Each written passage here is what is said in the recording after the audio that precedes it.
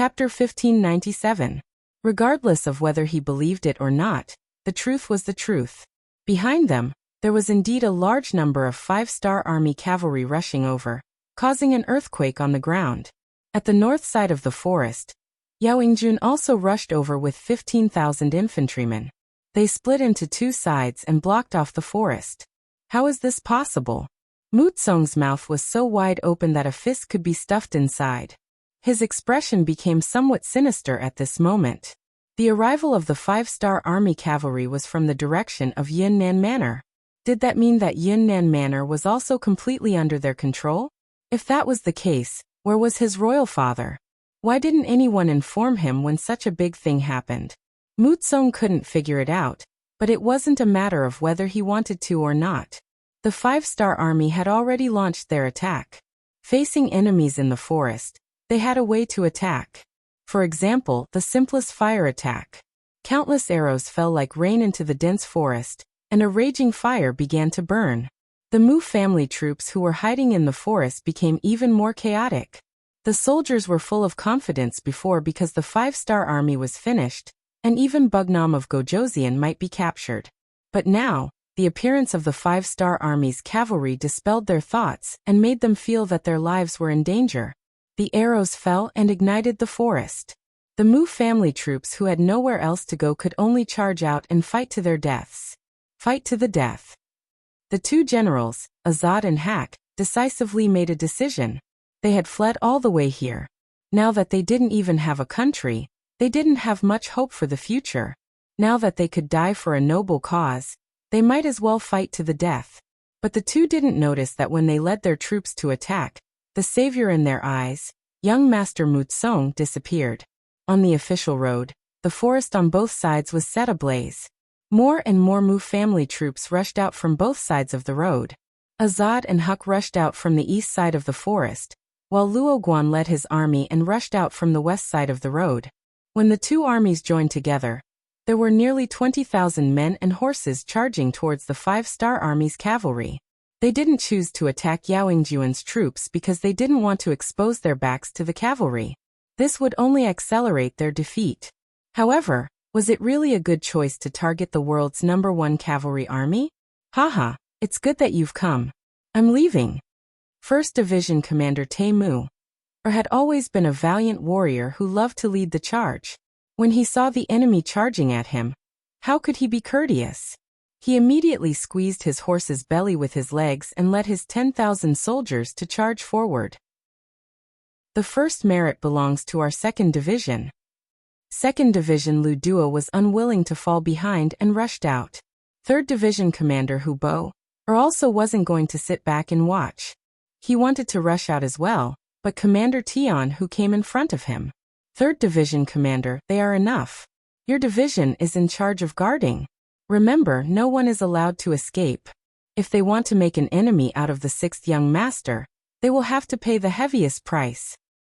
Oh! Although he was a bit unwilling, a military order was absolute.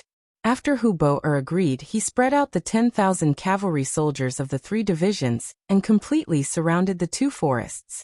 No one was allowed to escape. Using infantry against cavalry was like using scissors while the other side used rocks. The result was mostly predetermined. There were also powerful infantry that could fight evenly with cavalry.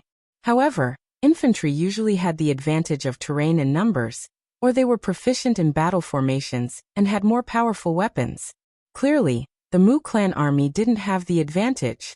Therefore, when they had the same number of troops, using infantry against cavalry was no different from seeking death. Not to mention the world's #1 cavalry army. Even if it was an ordinary cavalry, victory would be assured against 20,000 infantry. Moreover, the ones fighting were Tai Mu and the others. There was no possibility of failure. The result was that the moment the two sides met, before they even started fighting, under a dense rain of arrows, the Mu clan army at the front fell one after another. When the cavalry charged into the midst of the infantry, heads flew all over the ground. One by one, the Mu clan infantry were cut down, blood spilling everywhere. This was a battle where the strength was completely unequal. The infantry didn't have any formation to speak of. They were completely relying on brute force to attack. facing the world's #1 cavalry army's cavalry. They were only sending themselves to their deaths. The cavalry quickly passed through the Mu clan infantry. A quarter of the 20,000 men were gone. Then there was a recoil division and countless arrow formations formed, constantly killing. The ground was covered with more and more Mu clan soldiers' corpses. By the time Yao Ingjun arrived at the battlefield with his army, all he saw were broken limbs, blood splattered all over the ground, and heads rolling down. "General Yao, I'll leave the task of cleaning up the battlefield to you, he. Riding on his horse, Commander Temu showed Yao Ingjun his row of white teeth, then urged his horse to leave with the army. The world's #1 cavalry army had their own pride. As long as there were infantry, they would never interfere with work like cleaning up the battlefield. Yao Ingjun cupped his fists and thanked Temu, as he watched the cavalry leave. It must be known that although cleaning up the battlefield was tiring, there were many benefits. Not only could they get a share of the military merits, but they could also get all the good things from the enemy corpses. Just this point alone was enough to make many people envious. It only took them more than 2 hours to kill the enemy, but they still hadn't finished cleaning up the battlefield even when the sky turned dark. The army had no choice but to rest and wait for the next day to start cleaning up. Tian, who left the 3rd Division's commander, Hubo to cooperate with Yao Ingjun while he led the army to Yunnan Manor not far away. In Yunnan Manor, peace had already been restored. The 5-star army's main reinforcements had arrived. Naturally, there was no need for the surrendered soldiers and ordinary citizens to defend the city. They could all return home to reunite with their families. For a moment, many sounds of joy and laughter could be heard from the various courtyards. Of course, there were also some people who died in battle. As their families, they naturally couldn't be happy. Fortunately, the 5-star army's compensation was generous enough. Although it didn't satisfy everyone, most people still accepted this form of compensation. After all, if they didn't follow the 5-star army, but followed the 3 provinces' kings or King Shiping instead, it would be impossible for them to receive these benefits even if they died. This battle also made the citizens fully aware of the value of peace. People died in war. Who knew how many families were torn apart because of it? This was something that couldn't be bought with money. The 3 provinces' palace was also very lively at this time. The reinforcements had arrived. Beta Persei, Yongsan, and the others finally didn't have to worry so much. They finally had a chance to have a good meal, and then sleep. Tian, who also brought the 1st Division and 2nd Division into the city. He personally went to the 3 provinces' palace to see Yang Qindong, 6th young master. The moment he saw Yang Qindong, Tian, who couldn't help but cry. Without knowing the secret of Yang Qindong's possession, none of the high-ranking officers felt at ease this time. Okay, a man bleeds but not tears. Don't cry. Yang Qindong personally got up and helped Tian Hu up. 6th young master, your actions this time were too risky. But some people are too hateful. They actually want to deal with you. In this matter, the Southern Ming dynasty must be secretly supporting them. Do you think we should send troops to Nanjing? Please rest assured, 6th young master, my world's 1st cavalry army is willing to be the vanguard. After the greeting, Tian Hu took the initiative to ask for a battle. With the current strength of the world's 1st cavalry army, these words could be said and done. Yang Qindong knew this, but he decisively shook his head. Tian Hu, this young master can understand your feelings, but now is not the time to do this. The Southern Ming dynasty is full of Han people. It would be best if it can be accepted peacefully. Accepted peacefully? Is there such a possibility? Tian Hu asked with some doubts. The process is of course tortuous, but this young master already has an idea. You don't have to worry. Yang Qindong once again showed a confident smile. In the Southern Ming dynasty, he had already played a big game of chess. If the other party agreed, it would be fine. If they didn't agree, then he would be doomed. Nanning Prefecture. As the capital of Guangxi Province, the general's mansion in Nanning Prefecture was also brightly lit. The general of Guangxi Province, Bai Kuan, was currently sitting cross-legged. Although this was his mansion, there was still a hint of nervousness on his face. Opposite Bai Kuan was a scholar in a long robe. This person's appearance was not ordinary, and he looked very kind. If it wasn't for the arrogance that flashed in the corner of his eyes from time to time, he would have given people a better impression. The scholar in the long robe reached out and took a sip of the tea. He frowned slightly. Obviously, the rough tea leaves made him somewhat unhappy. However, when he thought of his mission, he didn't say anything about this matter. On the contrary, he said against his will, "Good tea." Assistant Minister Zhou is too polite. How can a martial artist like me know what good tea is? As long as you are happy, I will be happy. He constantly paid attention to the actions of the man in the long robe.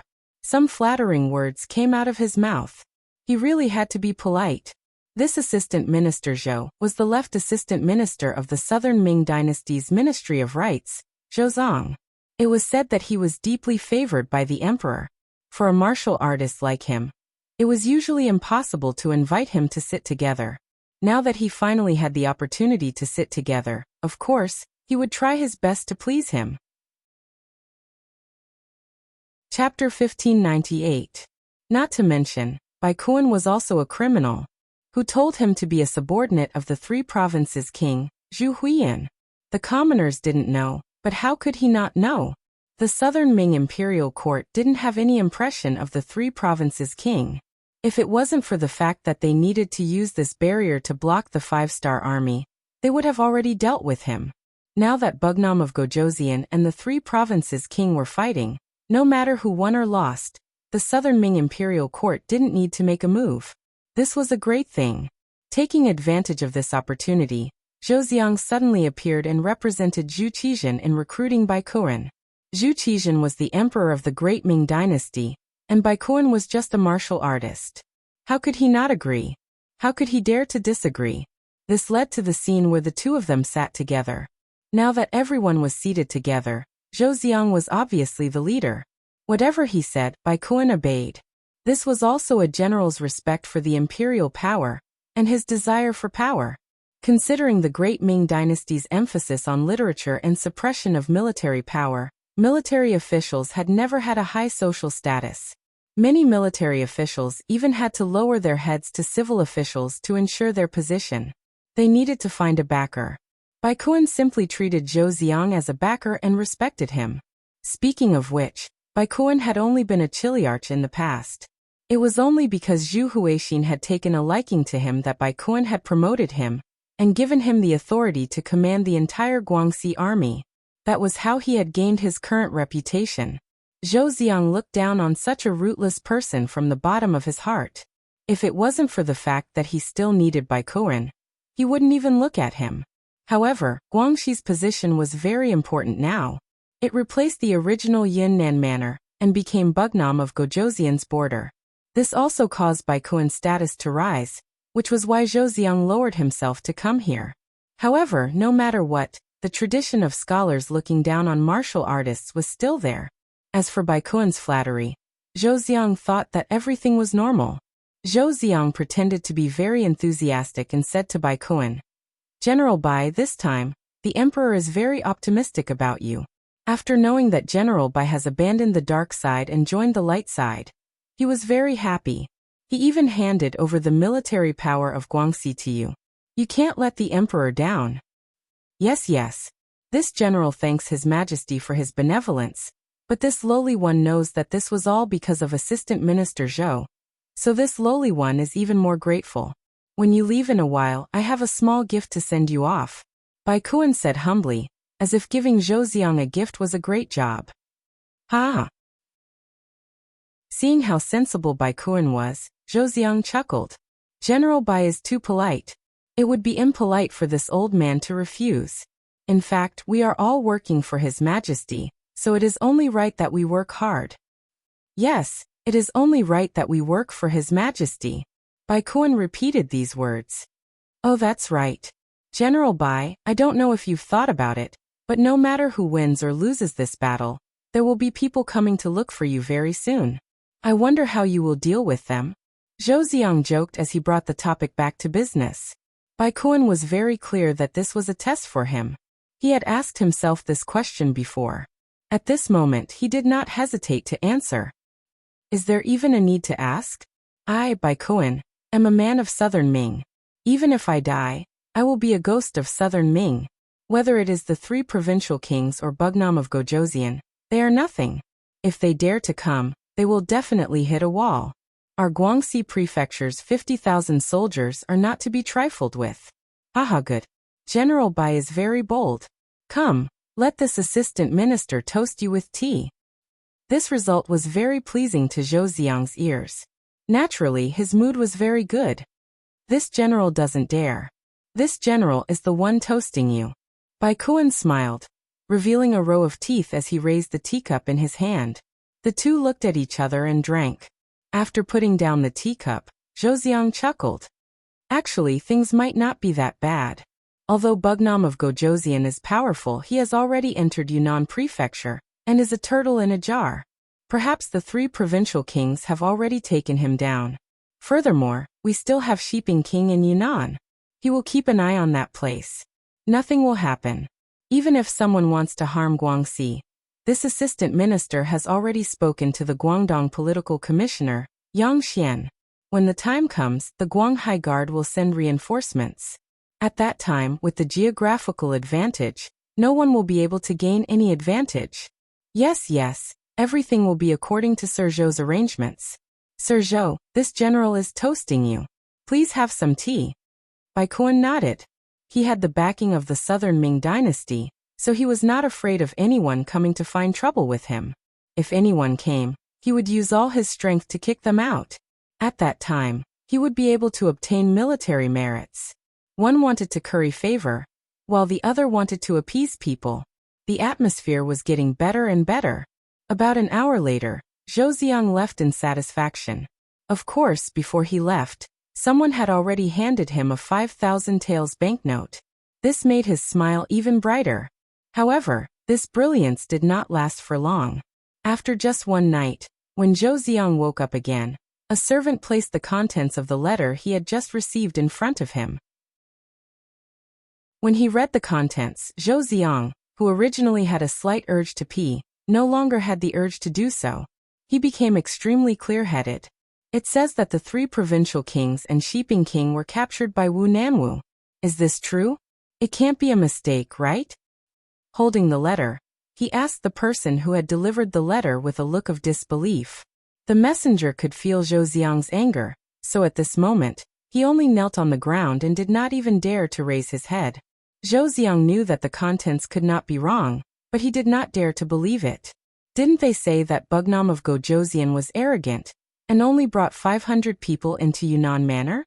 The 3 provincial kings had prepared tens of thousands of soldiers, and were waiting for the other party to fall into their trap. How did Zhu Huihua get captured? How did this trick work? There was also Shiping King Mubin. He was at the periphery of Yunnan Manor, and should have acted according to the situation. If things went south, he could still escape if he could not win. How did he get captured? What exactly happened in the middle of all this? Zhou Xiang could not figure it out. Looking at the trembling messenger kneeling on the ground, he said, "Send a messenger pigeon to the Southern Cloud Manor's embroidered uniform guards. Ask them what happened and how it ended up like this. Report back to me after you figure it out." Finally, he could leave. The messenger in charge of the messenger pigeon quickly nodded, and was about to leave. "Wait, this matter cannot be publicized now. If the news is leaked, I will take your life." Thinking that once the news was out, it might cause panic, so Zhou Xiang decided to suppress this matter first. "I understand." The messenger nodded in agreement and finally left, leaving Zhou Xiang alone to sit there and think. After a long time he sighed. Things changed so quickly that it was somewhat unbelievable. Zhou Xiang could not help but think that the situation in Guangxi seemed to be a bit dangerous. Guangxi was indeed in danger. Zhu Huihua was the king of 3 provinces. This time, Yang Chendong only brought 500 black cavalry and rushed into Yunnan Manor, because Zhu Huihua promised that as long as he came, he would hand over the power of the 3 provinces. Although Zhu Huihua had broken his promise, Yang Chendong still kept his promise. Of course, now was the time to take back the power of the 3 provinces. It was just Guangxi.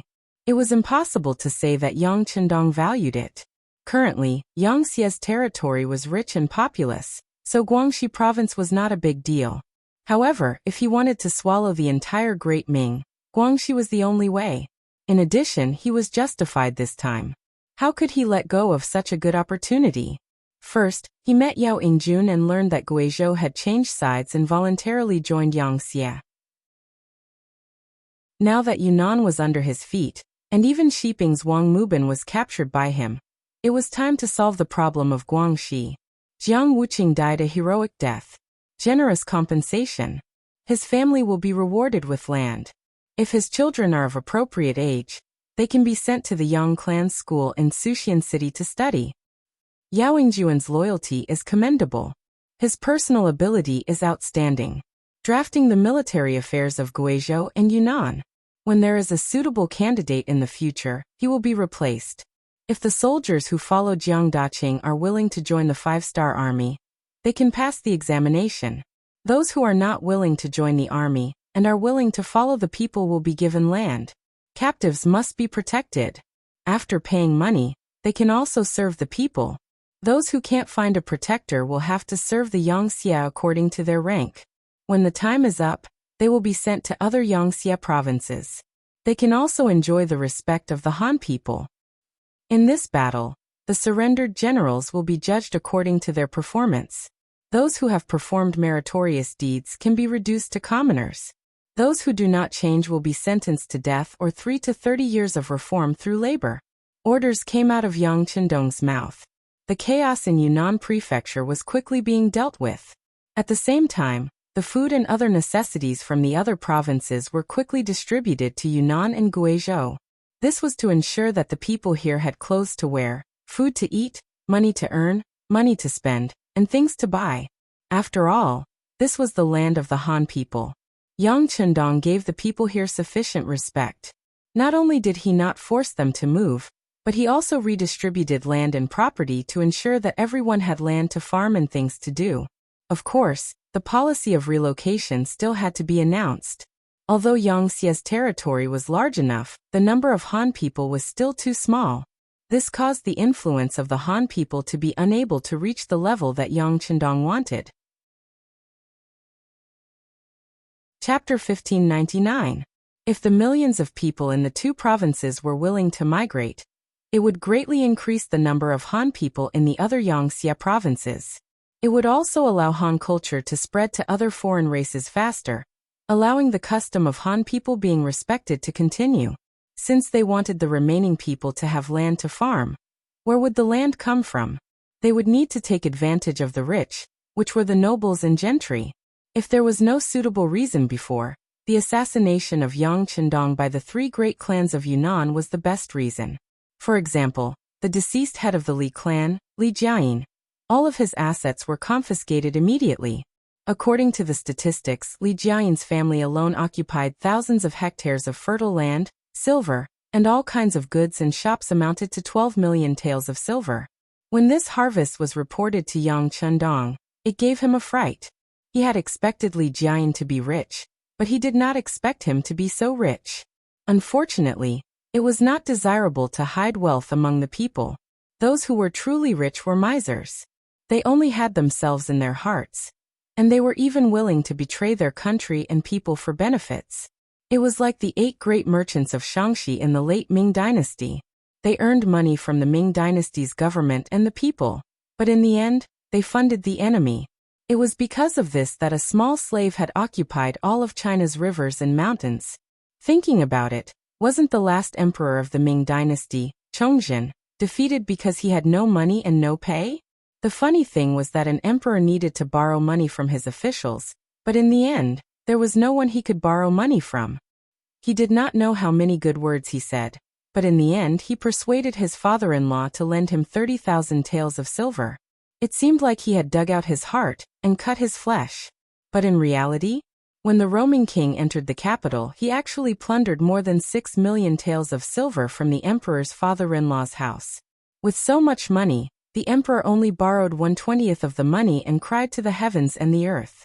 In the end, he lost both his life and wealth. Presumably, when he was killed by the roaming king, he regretted it, right? No, not necessarily. Some people were like this. They would not shed tears until they saw the coffin. And even if they saw the coffin, they would not shed tears.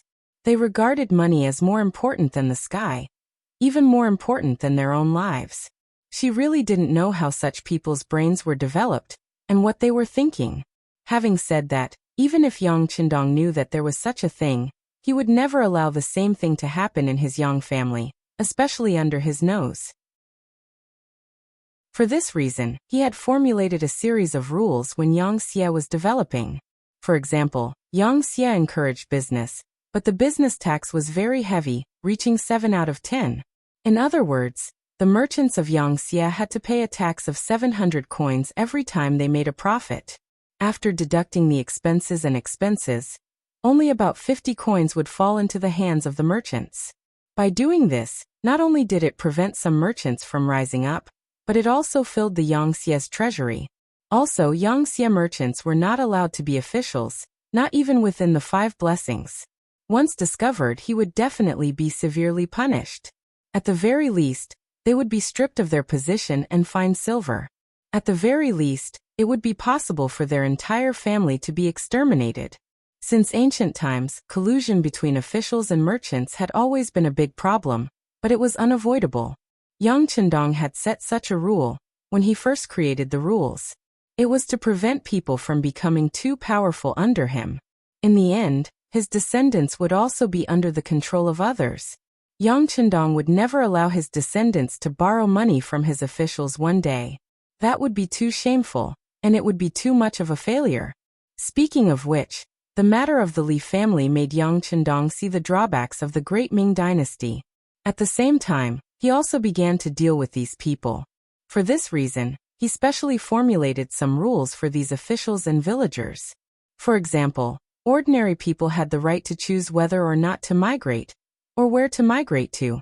However, these people did not have this right. Not only did they have to leave their homeland, but they also had to go to a place designated by Yang Xie. Whether they liked it or not, they had to do so. Otherwise, the soldiers of the 5-star army would teach them a lesson. Also, before migrating, they had to conduct an in-depth investigation. For example, what kind of person were they? Did they oppress the people? Did they have a murder case? If there was, then sorry, they would be punished according to how they should be punished. If they were involved in a criminal case, they would be sentenced according to how they should be sentenced. If they caused deep resentment, they would be beheaded. When this policy was announced, it really scared a lot of people. In particular, the 2 families Qin Yingkang and Wang Shufu were taken to the largest square in Yunnan Manor. A public denunciation meeting was held, allowing the people who had suffered from their sufferings to complain. The scene could really be described as earth-shattering, and it could even make ghosts weep. This was because all the people in the city who heard the news came. The feeling of being able to see the usually high and mighty dignitaries bow their heads in front of them was really too good. The grievance meeting and the complaint meeting were held for a day. Later, it was confirmed that Qin Yingkang was guilty of the most heinous crimes. He colluded with the government to rob people of their land, occupied real estate, and even killed 56 people. When the evidence was presented one by one, Beta Persei announced on behalf of Yang Qindong that he would be executed on the spot, and his head would be chopped off in the square. As for the other members of the Qin family, they were also sentenced for their crimes. Some were beheaded, and some were sentenced to 3 to 30 years in prison. This really shocked a lot of people. When they saw that Bugnam of Gojoseon was serious, the people cheered, while the dignitaries were pale. Those villagers who were usually good people were better off. At the very least, those who had a habit of deceiving the common people directly fainted. The people ran around to spread the news. They had taken revenge, and they were finally the masters. The next day, it was Wang Shufu's Wang family's turn. In contrast, Wang Shufu was usually reasonable. At least, he had not personally killed anyone. There were a few bastards in his family, who were found to have been sentenced to a corresponding term after being found out. As for him, he was returned home without any charges. Only 90% of his family's property was confiscated, and he was allowed to take the remaining 10% and move to other provinces designated by Yang Xie. This combination of punches was really just rewards and punishments. Seeing that the Wang family was fine, some people were relieved. At this point, the dignitaries that had troubled the great Ming dynasty for many years were easily dealt with by Yang Qindong. This was because Yang Qindong was ruthless enough. In addition, he was the founder and had the power that no one could restrict, so he dared to do this. If his son wanted to do this, it would be very difficult. However, once the news spread, it would inevitably lead to conflicts between the dignitaries and the dignitaries of other provinces. When Yao Yingjun told this to Yang Qindong, he chuckled and said, "It's fine. We didn't intend to reason with them anyway. As long as they enter my Yangxie, they will either follow my rules or seek their own deaths. There is no third choice. Don't worry, they know what to choose." Yang Qindong had this confidence. Facts also proved that in the Han territory occupied by the Yang family in the future, although the dignitaries and squires there offset each other in every way, in the end, they did not form a climate and threat.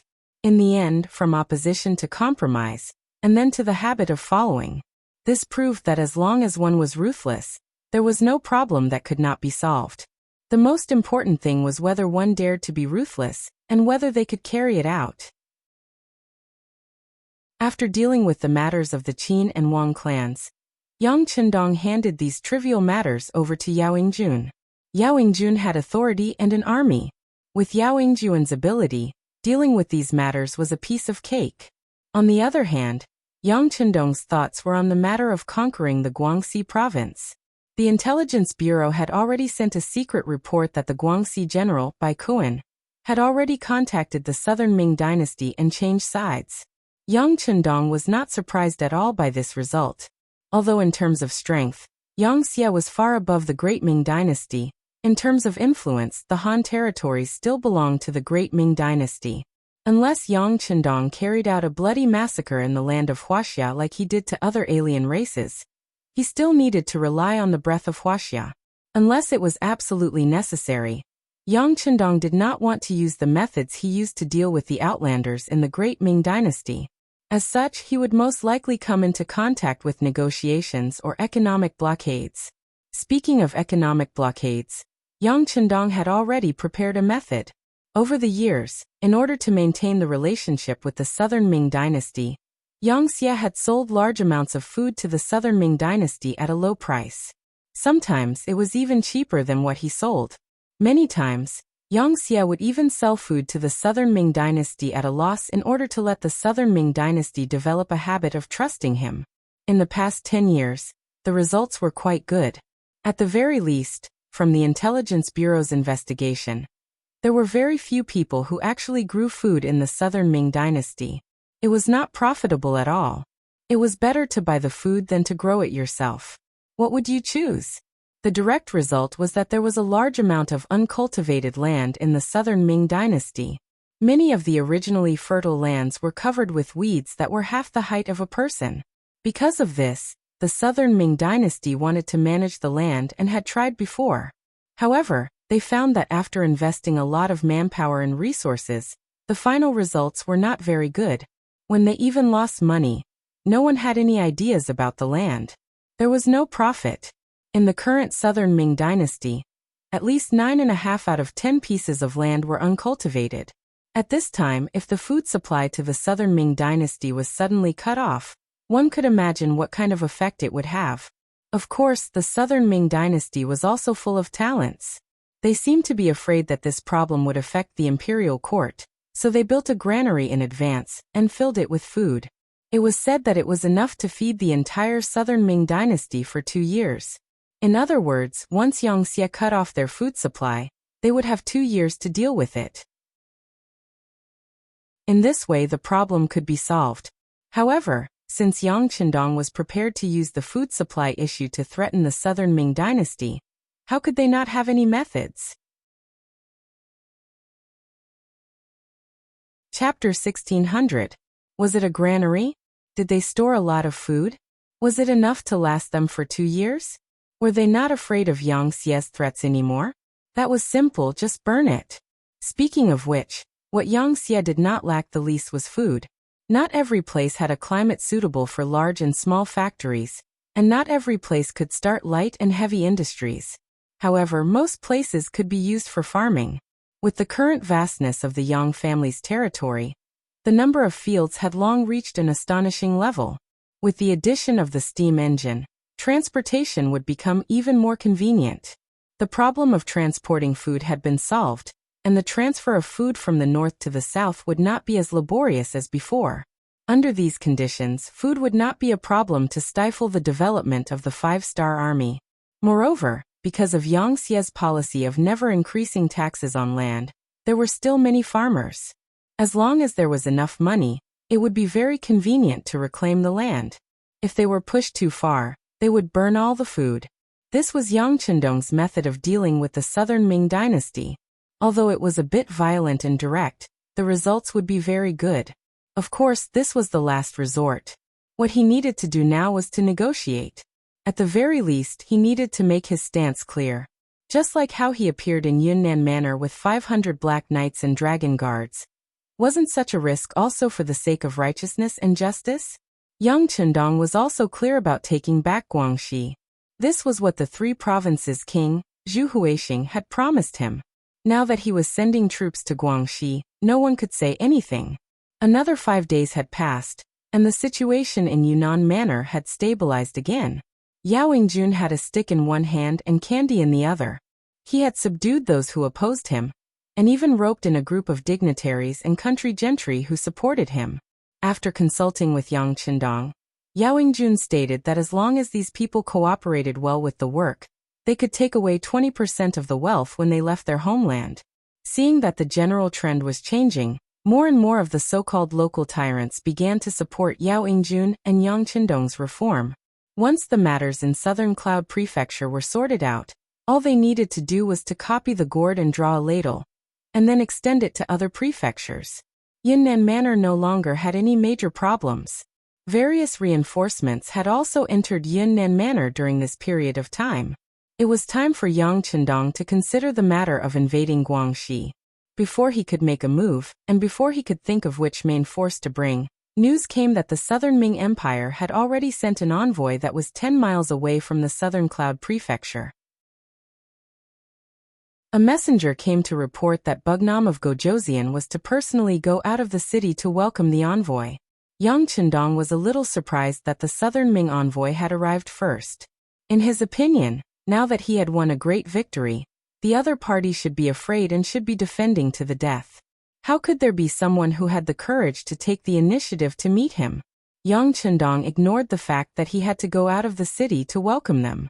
To exaggerate, with his current status, even if the Southern Ming Emperor, Zhu Qizhen, came personally, he could say that he didn't want to welcome them. What could others do about it? Ba Daojiang, go take a look. Yang Chendong didn't send out Beta Persei. In his opinion, Ba Daojiang's level was enough to deal with a Southern Ming envoy. Yes. Ba Daojiang, who received the order, immediately cupped his fists and agreed. Then he ordered 100 black cavalry and left the prince's mansion. Here, with the arrival of various reinforcements, Captain Xiuvi also rushed to Southern Cloud Prefecture with 1,500 black cavalry and took over the security of the prince's mansion. Outside Southern Cloud Prefecture, Southern Ming Empire's left Assistant Minister of Rights, Zhou Xiang, was sitting in a soft sedan with his head raised. Although it was a soft sedan, the days of hurrying on the road had tormented him. This could be seen from his pale face. He was just a scholar. Usually, there were people to serve him when he wore clothes in the mansion. Now that he had to travel such a long distance, how could he not be tired? But now, all the tiredness had been put to the back of his mind. He was more concerned about whether the person he sent to act as the vanguard had entered Yunnan Manor, whether he had met Yang Chendong, and whether he had spoken of his request. The so-called letting Yang Chendong personally come out to welcome them was actually Zhou Ziang's idea. This time, Zhou Ziang was appointed by the imperial court to deal with the problem of the three provinces. But since it was an imperial order, how could he dare to disobey? That was why he wanted to test him. He wanted to see how much respect this Bugnam of Gojoseon had for the Southern Ming Empire. This would determine his attitude. As a member of the civil officials group, Zhou Ziang had his own pride, but he was not stupid. He was very clear about what could be done and what could not be done. The process of waiting had always felt long. Zhou Ziang sat in the sedan and waited for 4 hours. But these were the hottest 4 hours of the day. He had been waiting since noon until now. He felt as if his whole body was about to be oiled. Zhou Ziang, whose throat was about to smoke from the sun, could not help but curse in his heart. He thought that Yang Chendong deliberately did this to express his sincerity. He had already traveled 5 miles. At this moment he was only 5 miles away from Southern Cloud Prefecture. With such a short distance, he did not believe that the welcoming team had not arrived after such a long time. There was only one possibility. Yang Chendong was deliberately basking in the sun. When he thought of this, Zhou Ziang's face turned ugly. He had a strong feeling that this mission would not be so easy to complete. It might even be impossible to complete. Finally, after Zhou Ziang did not know how many times he cursed in his heart, a group of cavalry finally came from afar. From afar, there were not many people, but the group was unusually orderly. It actually gave off a faint sense of oppression. F***ck Zhou Ziang finally could not help but curse. This was indeed unbecoming of a scholar. But if it was anyone else, they would not be able to help but curse when they saw that the welcoming team was moving slower than a snail. Yes, the team from afar was indeed moving very slowly. Ba Daojiang, who was at the front, rode on a horse and deliberately slowed down. He had been by Yang Chendong's side for more than 10 years. Although he did not completely understand the 6th young master, he could sometimes understand the meaning behind his gaze. Since the Southern Ming Empire's envoy was so arrogant, Ba Daojiang would make them uncomfortable. What, do you really think that our 6th young master is someone you can order around? Even if Zhu Qizhen was here, he would not dare to be so arrogant. Since that was the case, Ba Daojiang was naturally going to have some fun. He purposely slowed down his speed so that the emissary and the others could enjoy the scorching sun. This was just a small matter. He still had some big moves that he had yet to use. The team slowly moved forward and finally arrived in front of the envoy's team. At this moment, Zhou Ziang was no longer angry. Now he just wanted to enter the Southern Cloud Manor and have a good rest. What? Bugnam of Gojoseon did not come?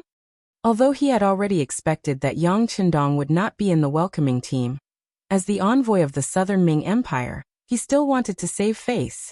Therefore he still pretended to ask this question. Bugnam of Gojoseon is busy with something important. Envoy, are you entering the city?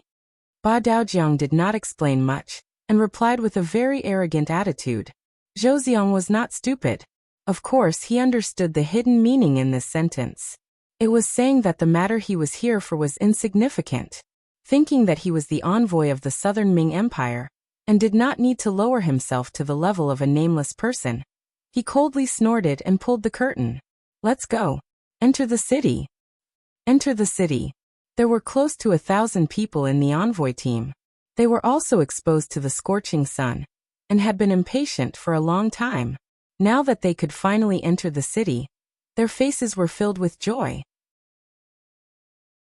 They hurriedly agreed and raised their placards, struck their gongs and beat their drums. It seemed to be quite a show of force. Ba Daojiang sneered in his heart when he saw that the 1,000 people were still acting like this. Then he also turned his horse around. However, only those who were very close to him noticed that Ba Daojiang, who had turned his head, had a trace of a malicious smile on his face. Giddy up, giddy up. The black cavalry began to move.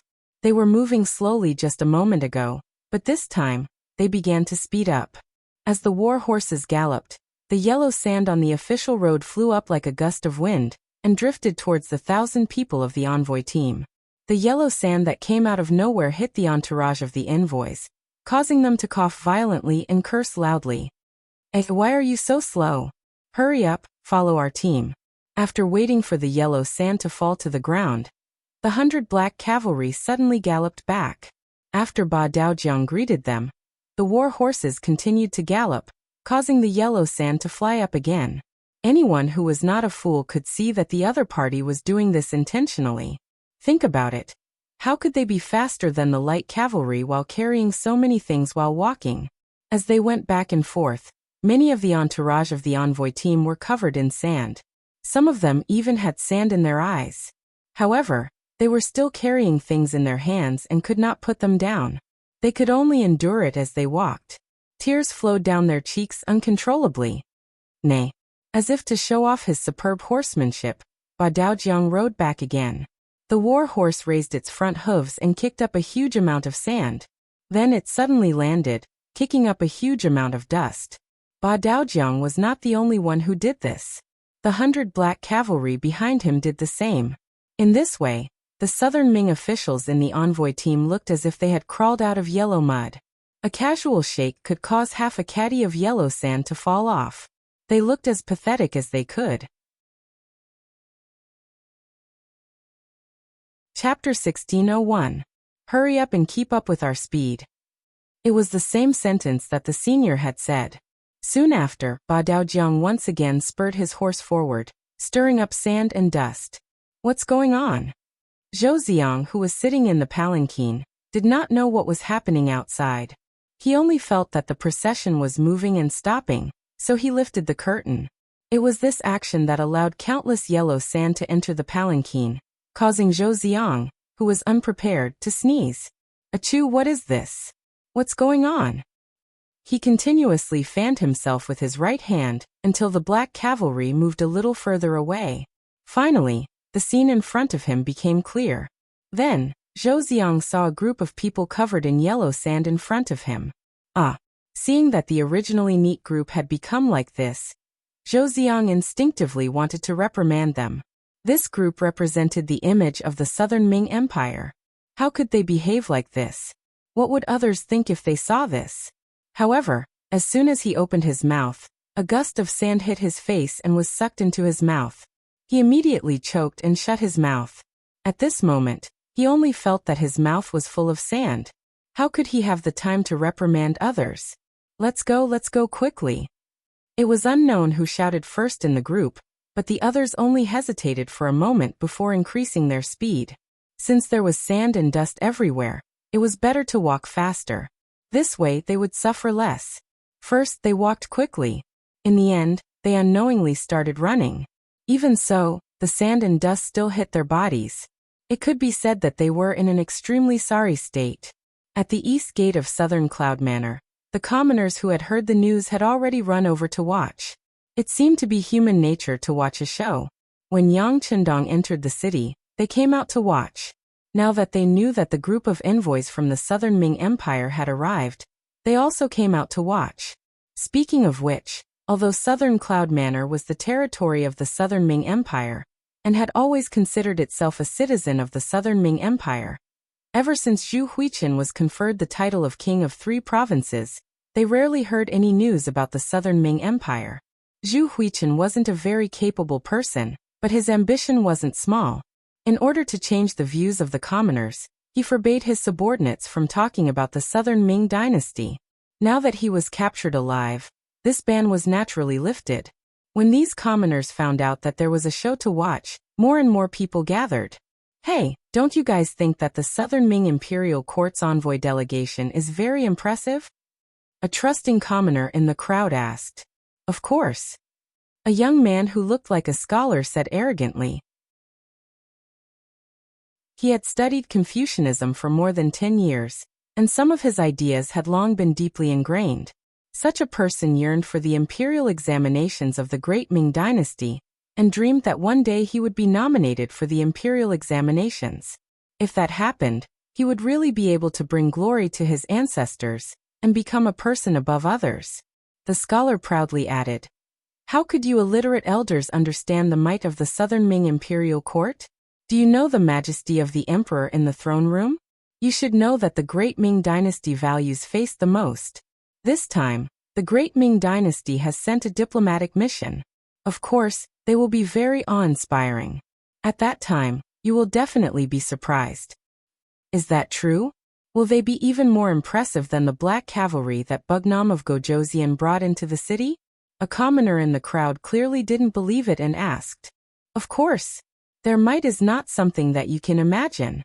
Although Bugnam of Gojoseon's guard of honor is not bad, compared to the Southern Ming Imperial Courts, it is still far from enough. The scholar was still full of arrogance, but he wasn't stupid. He didn't dare to say anything that was unfavorable to Yang Chendong. Speaking of which, These scholars who studied Confucianism didn't have a good impression of Yang Qindong.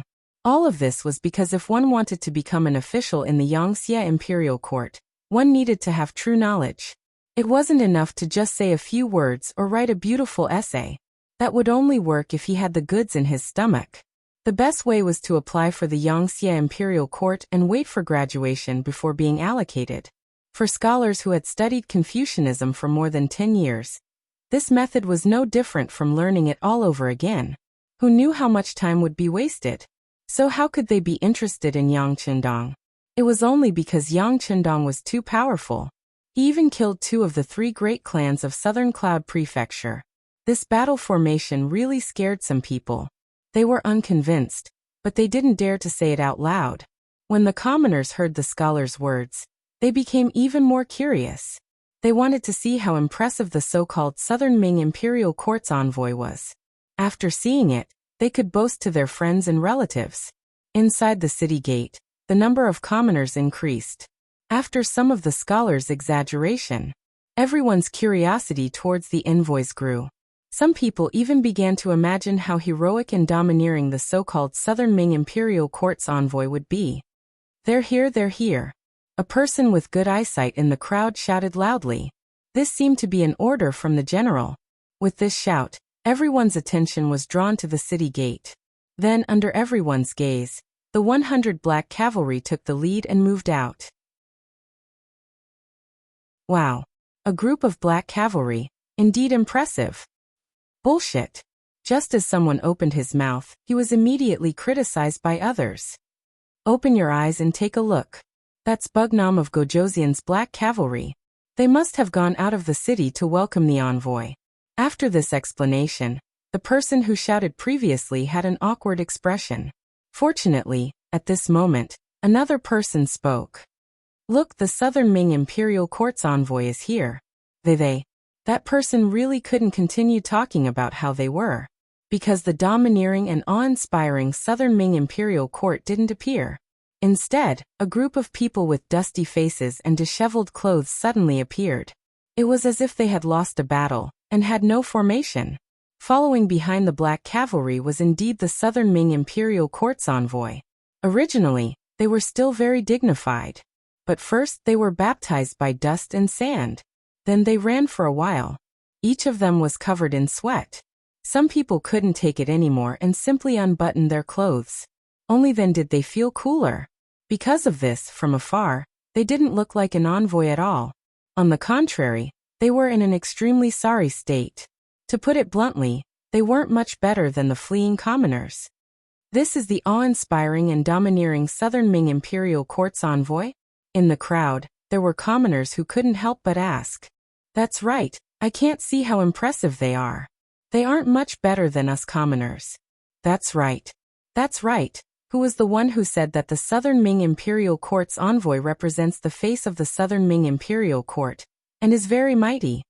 The commoners were all talking one after another. At this moment, the scholars in the crowd had already lowered their heads with a look of shame. If there was a crack in the ground right now, they would have directly burrowed into it. The commoners were stunned. It was obvious that the appearance of the Southern Ming Imperial Court's envoy this time was very unsuccessful. It could even be described as a failure. Zhou Ziang, who was in the sedan, wasn't much better. He had just spat out the dust in his mouth, but there was still sand floating on his face. It could be said that he was in an extremely sorry state. He also knew that now that they had entered the city, according to his previous intention, the procession had to stop. Then he would get down from the sedan and give a speech. In order to gain everyone's support, he had already obtained the imperial decree, and that was to announce that the scholars from Yunnan and Guizhou could go to Nanjing City at any time to take the exam. Because of Zhu Huihua, they would even receive a certain amount of preferential treatment. Zhou Ziang believed that once these words were spoken, he would quickly obtain the support of these scholars. As a result, Yang Qindong's position in the Southern Cloud Manor would be greatly shaken. At that time, he wouldn't be in the mood to think about solving the problem of Guangxi, and that would be the best time for him to negotiate. But all of this was disrupted by Ba Daojiang's welcoming ceremony. Right now, he absolutely couldn't get down from the sedan. Otherwise, wouldn't it be a disgrace? With no intention of getting down from the sedan, the envoy group quickly followed behind the 100 black cavalry. The other members of the envoy group also lowered their heads as much as they could. Clearly, they also knew that their current image was not good, and it was best not to see people. Ba Daojiang rode on his horse and looked at the reactions of the commoners and the envoy group. He nodded in satisfaction. Then he took the lead and led Zhou Xiang to the relay station in the city. In order to accommodate the 1,000 people of the envoy group, the surrounding courtyards of the relay station were cleared. It was enough to accommodate them. Seeing that many 5-star army soldiers were leaving the clean courtyards, Ba Daojiang cupped his hands and said to Zhou Xiang, "This is the relay station. You must be tired from the long journey, so rest for now. Right, the security in the city isn't too good right now, so it's best if you don't go out. Otherwise, if something happens, no one will be responsible." Ha ha ha. After saying this, without waiting for Zhou Xiang to ask anything, Ba Daojiang spurred his horse and led the black cavalry into the distance. Zhou Xiang opened his mouth, but in the end, he had no choice but to swallow the words he wanted to say back into his stomach. Originally, Zhou Xiang wanted to ask when he would be able to see Bugnam of Gojoseon, but after thinking about it, since he was already here, why would he be afraid of not being able to see Bugnam of Gojoseon? Thus, he decided to take a good rest first. The most important thing was to wash up properly. Speaking of which, his body was currently covered in sand and dust, which was very uncomfortable. After leaving the relay station, Ba Daojiang returned to the 3 provinces' king's mansion and reported to Yang Chendong. "And you did well. Have the other matters been arranged?" Yang Chendong had already heard about Ba Daojiang's actions. When he thought of the southern Ming Kingdom's envoy group's disheveled appearance, he couldn't help but feel a burst of laughter. "Young master, everything has been arranged. Some of the veterans disguised as commoners are strolling outside the relay station. As long as these people dare to come out, they will definitely be taught a lesson." Ba Daojiang chuckled. Those veterans were masters who killed without batting an eyelid. If the southern Ming Kingdom's envoy group really didn't listen, then a few people would really die. Chapter 1602. As for whether the southern Ming envoys would pursue this matter? What's wrong? I've already told you that the security in the city isn't good, and there are many bandits, but you didn't believe me. Who can you blame for this? While Ba Daojiang was still thinking about these matters, Yang Chendong had already opened his mouth. "Let's put the matter of the diplomatic mission aside for now. Inform Commander Tian, who that he can bring his troops into Guangxi. If anyone resists, beat them until they submit. The 2nd Regiment will assist them on this matter. Oh right, before you go, don't forget to bring the royal proclamation written by Zhu Huiyan." Yang Chendong had no intention of negotiating with the southern Ming imperial court. At least, not when it came to Guangxi. This time, he had taken the risk to enter Yunnan Prefecture for the rights to govern the 3 provinces. Now that he had won, the 3 provinces should belong to him. Even the southern Ming Empire couldn't stop him. Besides, why would the king of Shiping attack him? Without the southern Ming Empire's agreement, would he dare to do so? Since the southern Ming Empire wanted to play dirty, he didn't mind showing off his skills and letting them know his strength. This was what they meant by, "I'll reason with you, and you'll play dirty with me." Since that's the case, when you want to reason with me, I'll show you my fist. Xiqing Prefecture. As one of the borders between Guangxi and Yunnan, on this day, a large number of 5-star army suddenly appeared outside the city. When the soldiers guarding the city saw this scene, their expressions changed greatly, and they went to inform the prefect, Wang Bang. Wang Bang was a grand scholar, but his ranking wasn't high. Later, it was because his family donated money and the southern Ming Empire was in need of people that he was able to get this job. Before this, he was just a small official. This time, it was because of his relationship with Zhou Xiang that he was able to get such a good job as the prefect. As soon as he ascended to the position, Wang Bang's greedy and perverted side was revealed. First, after entering the city, he invited all the nobles and villagers to a meal and obtained many benefits. Following that, all the young ladies in the city had married 3 concubines in a short span of a few days. It could be said that he was radiating a second spring in his life. When the servants came to report the news, he was in his own bedroom teasing third madam. The shout from outside almost made him impotent. In his anger he couldn't help but curse. Who is it? Don't you know that this official is doing something important? Why bother me? Sir, something bad has happened. There are a lot of 5-star army outside the city. It seems like they are going to attack the city. The messenger shouted anxiously. 5 what? The room was silent for a moment, followed by the sound of clothes being put on. Wang Bang quickly put on his official uniform and walked out. He stared at the informant and said, "Say that again." "Sir, there are many cavalrymen from the 5-star army outside the city. It seems that if we don't open the gate, they will attack. What is this Bugnam of Gojoseon trying to do? Is he openly declaring war on the southern Ming dynasty?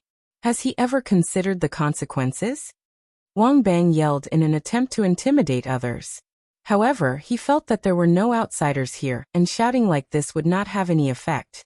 Thus he stopped talking and walked out. "Let's go and take a look. This official wants to see who has the guts to do this." Wang Bang was really angry. At this moment, his anger was overflowing. He wanted to have a good talk with the 5-star army. The reason why he had such an attitude was because he was not afraid of the 5-star army. Speaking of which, when Wang Bang was working in the Nanjing government, he had heard a bit about the 5-star army. However, because Zhu Qizhen intentionally downplayed the 5-star army's influence on the southern Ming dynasty, unless it was a high official, ordinary officials and commoners didn't think that the 5-star army was that powerful. Especially in these years, the 5-star army had been supplying large amounts of food to the southern Ming dynasty at a very low price. This caused people to interpret it as the 5-star army being afraid of the southern Ming dynasty, which was why they were doing this. This made many people feel good about themselves. Wang Bang was one of them. He always felt that he was a member of the southern Ming dynasty, and the 5-star army was just Bugnam of Gojoseon's army. No matter how powerful this person was, he still had to look up to the southern Ming emperor. Since that was the case, what was there to be afraid of? It was with this thought in mind that Wang Bang personally went up the city gate tower to face the 1st Cavalry Army and the 2nd Division of the Lungfeng Army. Wang Bang climbed to the top of the city gate tower and looked up. He could see the scene of the 5-star army forming up outside the city. When he saw that the other party was about to force their way into the city without opening the city gate, the big-hearted magistrate Wang directly stretched out his right hand and pointed with his right index finger while shouting, "Are you the 5-star army? Don't you know that Sea City belongs to the southern Ming dynasty? What do you want to do? Do you want to offend your superiors?" Tian Hu and Division Commander Xiaofeng were chatting at the bottom of the city gate. It was just a small Sea City prefecture. They didn't care about it at all. In their opinion, as long as the people guarding the city weren't stupid, the most they should do was open the gate and surrender when they saw them. In the past, when they faced other ferocious foreign races, didn't such things happen often? No matter who you were, when you were faced with tyrannical strength, the only thing you had to do was to lower your head. Only then would you be able to continue living. It was precisely because they were too optimistic that when they saw Wang Bang pointing at them and shouting angrily, "Tian Hu, Xiaofeng," and the others were stunned. After a while, Tian Hu couldn't help but say, "Who the hell is this? Why does he feel so good? Isn't he afraid that we won't say anything? How dare he provoke us?" In Tian Hu's eyes, anyone who dared to criticize the 1st Cavalry Army in front of him was a serious provocation. There was nothing to say to such a person. There was only one word to say: beat him. Beat him until he submitted. That's right, what a big idiot. Xiaofeng, who was at the side, also agreed. He hadn't met such a weirdo in a long time. Haha, then it's settled. I just hope that he won't be too arrogant. Tian Hu chuckled and waved his hand. His guard captain, Hu Helu, responded and rode down the city gate. Although they had already decided to teach Wang Bang a lesson, they still had to go through the necessary process. When Hu and Lu Wei arrived at the city gate, they picked up a scroll that looked like an imperial edict, opening it up and reading it out loud. "The kings of the 3 provinces have given their orders. Today, the 5-star army will be taking over Guangxi. All the officials in Guangxi are to cooperate fully if they see this king. As Hu Helu read, he looked up at the city gate as if he was looking at an idiot. He wanted to see what kind of reaction this southern Ming official would have after hearing this. When he raised his head, he couldn't help but be shocked. Almost instinctively, he hurriedly moved to the right. Just as he finished his movement, an arrow flew past where he was standing and stabbed into the ground. Hu Helu was less than 20 steps away from the city gate tower. At this distance, as long as one had the strength, they would be able to shoot an arrow and threaten others. Fortunately, Wang Bang wasn't familiar with bows and arrows. Otherwise, if it was another archer, it wouldn't have been so easy to dodge. What bullshit, king of 3 provinces? This is southern Ming's Guangxi, not someone's Guangxi. You all should quickly retreat. Otherwise, if we meet with weapons and lose your life, you can't blame anyone. Wang Bang shot an arrow.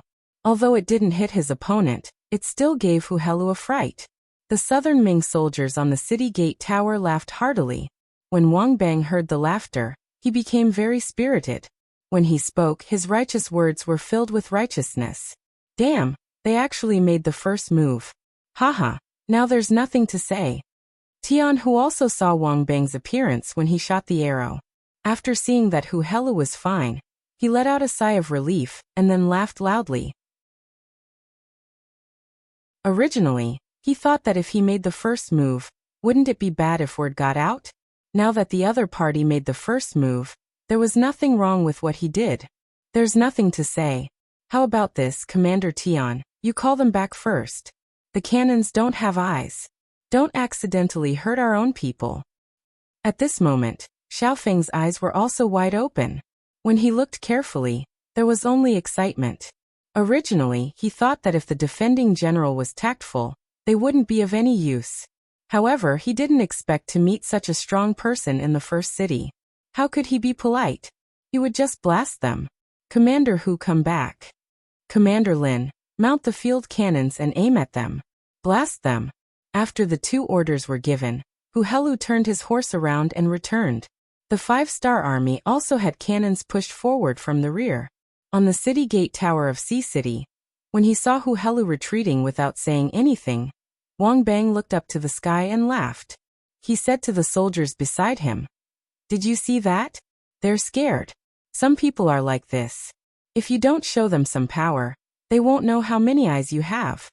Yes, the prefectural magistrate is right. The prefectural magistrate is mighty. Ha ha. When he heard this, Wang Bang's face lit up with excitement. At this moment, it was as if he was possessed by the god of war. He even thought that if his actions were to spread to the southern Ming dynasty, he would definitely be rewarded. He laughed to himself and thought about his beautiful future. Suddenly, someone beside him said, "My lord, look. What are they doing?" Following the direction of the finger, 10 field cannons were pushed out and pushed to the front line. The west gate of Sea City was also within the range of the cannons. There was a saying that the truth of the great Ming dynasty was born from everyone's bickering and bragging in the imperial court. The truth of the world was always within the range of the cannons. Chapter 1603.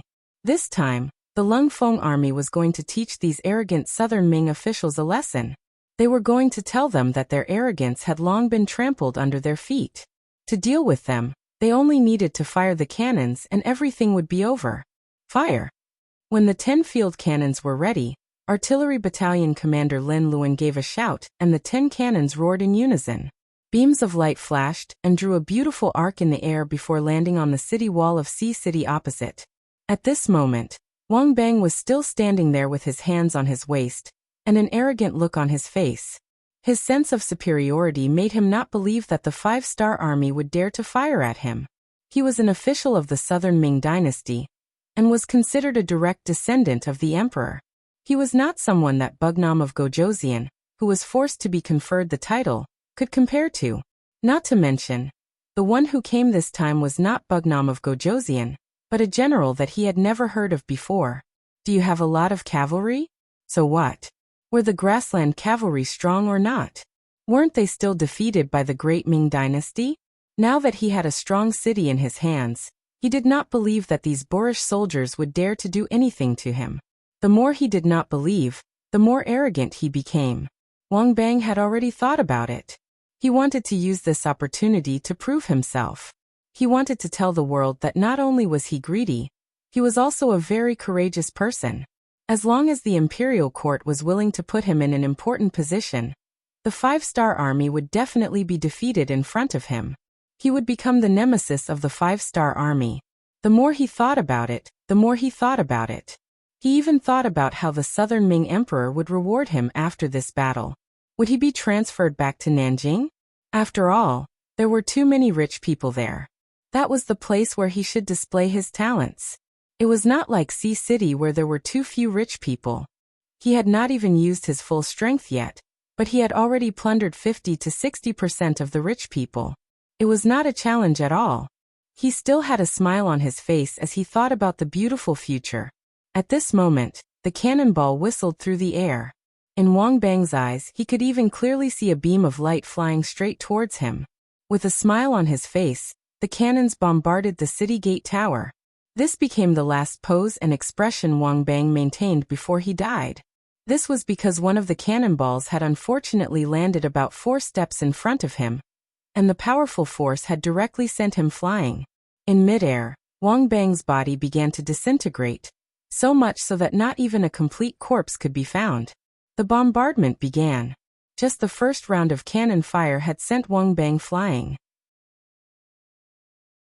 At the same time, the South Ming Army's pride and arrogance had been destroyed. A few minutes ago, no one thought that the 5-star army would really open fire. Even if the field cannons were pushed out, they still thought that the other party was just trying to scare them. Moreover, even if the cannons were to be fired, they had the advantage of the city walls, and their safety would be guaranteed for a short period of time. They were the army of the Southern Ming dynasty. Although they used to follow the king of 3 provinces, Zhu Huichen, there were still many soldiers who had seen the world. They had seen the so-called red barbarian cannons that were loaded with live ammunition before. Other than looking quite scary, their power was only so. It was impossible for them to destroy the city walls with a single wave of attacks. As long as they were given time, they would be able to defend the city and send reinforcements. With the support of the Southern Ming dynasty, as long as reinforcements continuously arrived, the 5-star army would definitely be defeated. It was because they had underestimated the 5-star army's cannons that they did not know that the power of the cannons was not something that real cannons could compare to. This caused them to walk further and further down the wrong path. When the cannonballs landed on the city gate tower, their power began to explode. Not only did they create a deep hole in the city wall, but the people within a dozen steps were either killed or injured. Only then did the Southern Ming army feel fear. However, it was too late now. The 10 cannonballs were only the first wave of probing attacks. After adjusting the coordinates, more and more cannonballs were fired at the city gate tower. Immediately, there were cries of ghosts and howls of wolves. Blood and limbs flew everywhere, flying past the heads of the terrified Southern Ming soldiers. Their courage had been broken, Wang Bang had died, and their backbone was gone. Right now, the city gate tower of Sea City was in chaos. Under the bombardment of cannonballs, there seemed to be no place that was safe. Everyone was fleeing in all directions. Often, when one went east, others would go west. However, in the end, they were all in the relatively limited area below the city gate tower. In the chaos, the generals could not find the soldiers, and the soldiers could not find the generals. Even if they wanted to resist, it would be futile. It was during this chaos that the 2 cannons lowered their muzzles and began to fire at the west gate of Sea City. At this moment, Tian, who had told Division Commander Xiaofeng to organize the world's first cavalry army and prepare to charge. Not only that, behind the world's first cavalry army, Meng's 2nd Division and Meng 3rd Division were also prepared to enter and clean up the battlefield. This time, in order to intimidate the Southern Ming, Yang Chendong had sent out 3 armies and 1 division. It could be said that he had made ample preparations. With such a powerful military advantage, even if the Southern Ming really wanted to shed all pretense of cordiality, he would not be afraid of them sending an army. Under the ferocious bombardment of the field cannons, The city gate was blasted open in just a few hits. Then, the cavalry of the world's #1 cavalry army charged forward and rushed into the city through the blasted open city gate. They did not expect the 5-star army to attack so decisively and enter the city so quickly. The southern Ming soldiers inside the city were not prepared at all. Only a few soldiers guarding the city gate resisted. However, in front of the world's first cavalry army, their actions were like small boats in front of a tsunami. After the first wave passed, they did not have the ability to make any waves. Sea City was broken. From the beginning of the attack to entering the city, not even an hour had passed. The so-called strong city was broken just like that. After the news spread out, the faces of everyone who heard it greatly changed, especially the officials and generals of Guangxi. Their faces were unsightly. They were thinking, if the main force of the 5-star army came, what should they do? The conquest of Guangxi was still ongoing. It was not something that could be solved in a few days. After handing the matter to Tianhu and Xiaofeng, Yang Chendong did not take care of it anymore. Instead, he began to deal with the matters of Yunnan and Guizhou. Previously, he had given the authority of the two places to Yao Yingjun, and the other party had gladly accepted it. Moreover, he quickly arranged for people to bring Zhu Lian, who was also the Eternal Victory Princess. After being completely integrated into Yangxia, this title naturally became history and would not appear again. To the Southern Cloud Manor. He was using another method to show his loyalty to Yang Hodong. See, I even brought my family over. There is nothing to worry about. The 6th young master can also completely trust me. Regarding Yao Yingjuan's actions, Yang Chendong was naturally satisfied. It was because of this that he decided to stay for a while and properly train the other party to see if this person was suitable. After all, Yao Yingjun had always been doing intelligence work. Although he later led troops, he did not make too much of a name. Just like this, Yang Chendong stayed and helped Yao Yingjun come up with plans. Yang Chendong adopted a 3-step policy. First, he sent out the new army and the Russian division, a total of nearly 100,000 people, to attack the remnants of Yunnan and Guizhou. This included some mountain bandits who were usually kings of the mountains. If a place wanted to develop, the problem of public security must be solved first. If one's personal safety was not guaranteed, how could one attract others? Regarding this matter, Yang Chendong also gave instructions to Commander Su He and Division Commander A Huli before they left. This time, the opponents were mostly Han people, so they should not be killed unless the leaders were severely punished for their crimes. The others could be spared and promised to be given good land. When they returned to their ancestral homes, they could wait for their land to be distributed. As long as the people had an environment to rely on, not many people would really rebel. After all, those who rebelled could be beheaded at any time. The purpose of the rebellion was to survive. Even if they could live a good life as an ordinary citizen outside, why would they take such risks and risk their lives? Remember, you can't be careless. Especially pay attention to Mukong. As a native of Yunnan and the eldest son of the king of Shiping, his whereabouts are unknown. No one knows what he will do. This time, no matter who it is, capturing Mutsong will be a great achievement. After Yang Chendong gave a few more instructions, he sent the 2 generals out of the manor and let them do as they pleased. The second step of the 3 steps was to seize the time to distribute the land, borrowing the leftover prestige of Yunnan's 3 great families being dealt with. The New Yang faction officials who were transferred over from Crimson City all began to get busy. After coming to the 3 provinces' king manors to receive their appointment letters, they rushed to various towns and county capitals. In order to stabilize the local people, the first thing to do was to provide them with a better living environment. Only then would they crowd around you. Some of your decisions and policies would be faster and more powerful. In order to prevent collusion between officials and merchants, a large number of Yangxia's reporters were also arranged. Using the words Yang Chendong said to the dispatched officials, their actions would be watched. If anyone was found to be in trouble or tarnishing the image of Yangxia in the eyes of the people, they would be dealt with severely. Not only him, but those who recommended him as an official and other descendants of the 5 blessings would also be affected.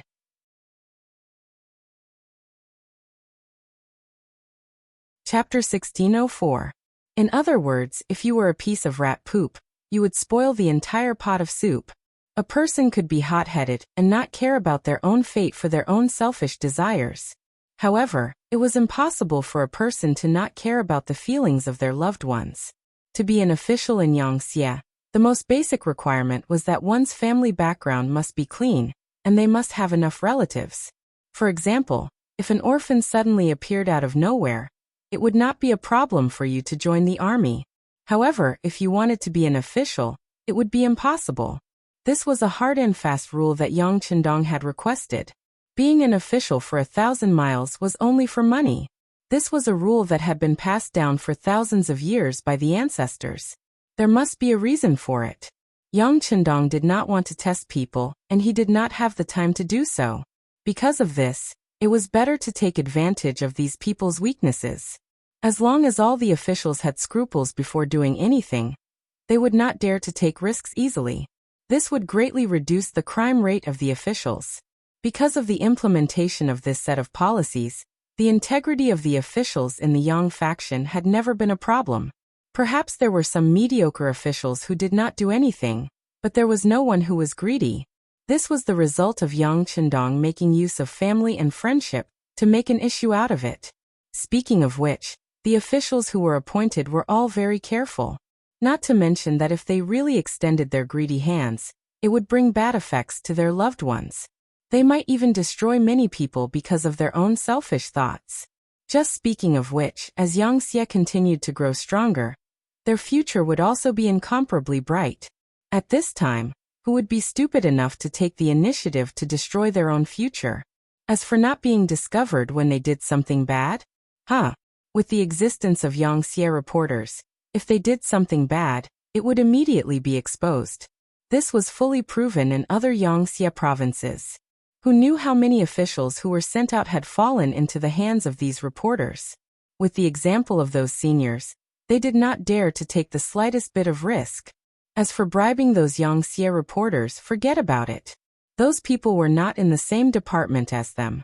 They were directly in charge of Bugnam of Gojoseon and Yang Chendong. As long as they performed well, they could even become officials in the future. With such a bright future, who would bow their heads for some money? In addition, the Wuxia reporters had a rotation system and a patrolling system. Most of the time, the local officials could not figure out the true identity of the Wuxia reporters in their territory. So how could they bribe them? When you finally managed to bribe one, but that person was transferred away and replaced with a new person, plus the existence of the patrolling reporters, this possibility became infinitely small, and no one dared to try again. The officials did not dare to be greedy. Instead, they wholeheartedly wanted to be good officials. They wanted to achieve political achievements and make decisions for the people. The ones who benefited were naturally the ordinary people, but it also made the rich and powerful suffer. When they raised a large amount of money and fought to befriend the new Wuxia officials, they found that the other party was unexpectedly stubborn. This time, they did not know what to do. Since they could not send money, they had to follow the rules. If they did not give up their rights and interests, they would be punished. As a result, the rich and powerful could only bow their heads and admit defeat, or raise their swords and rebel. But to rely on those rich and powerful people to rebel? Forget it. They were the group of people who were most afraid of death. Perhaps they would dare to bully a good citizen, but to go against the government was still extremely powerful. Especially against the 5-star army that killed without blinking an eye. They did not have the guts to do so. Once the public security was stabilized, the interests of the people were protected, and there was a way out for their livelihood, the third step was to move. That was mass migration. The first to move were those rich and powerful people. As long as these people left their ancestral homes and nests, their influence would be reduced to the lowest, and they would not be a threat to the government. At the very least, the ordinary people could choose to move out, and they would be the representatives of the Han people in various places. As a result, not only would the Chinese language and culture be spread better, it would also be very beneficial to the people who were willing to move out. For example, if they chose to move out, they would receive more land, more than double the amount of land they would get if they stayed. Just by leaving their homeland, they could receive so many benefits, and it was inevitable that some people would be tempted. When a large number of people were moved out and scattered to the other Wuxia provinces, the nobility of the Han people would gradually be reflected. Think about it, if a place was filled with Han people, how could it show the rise of their status in the world? Only when there were different kinds of ethnic groups would the Han people be able to stand high above the masses. That would be the only way to prove everything. Moving out a portion of the people would also reduce the pressure on Yunnan and Guizhou. With a smaller population, the amount of land they would receive would be more. When the people had money and food, they would have more children, and the new Han people would spread to the other Wuxia provinces. This was like a virtuous cycle, and in the end, the Han people would spread all over the world and become the rulers of any place. Even if there was a day when the descendants of Wuxia did not live up to expectations, the country would still fall into the hands of the Han people. This was enough to make Yang Chendong feel gratified and satisfied. After the three-step policy was formulated, Yao Yingjun led a group of officials and began to get busy. Yang Chendong also did his best to help from the side. For example, with him here, the Wuxia provinces opened their doors to welcome the Han people, and prepared houses, fields, and necessities in advance. If Yao Yingjun were to do these things, who knew how much time it would take to coordinate? Yang Chendong was very busy, and in contrast, Zhou Ziang was very idle.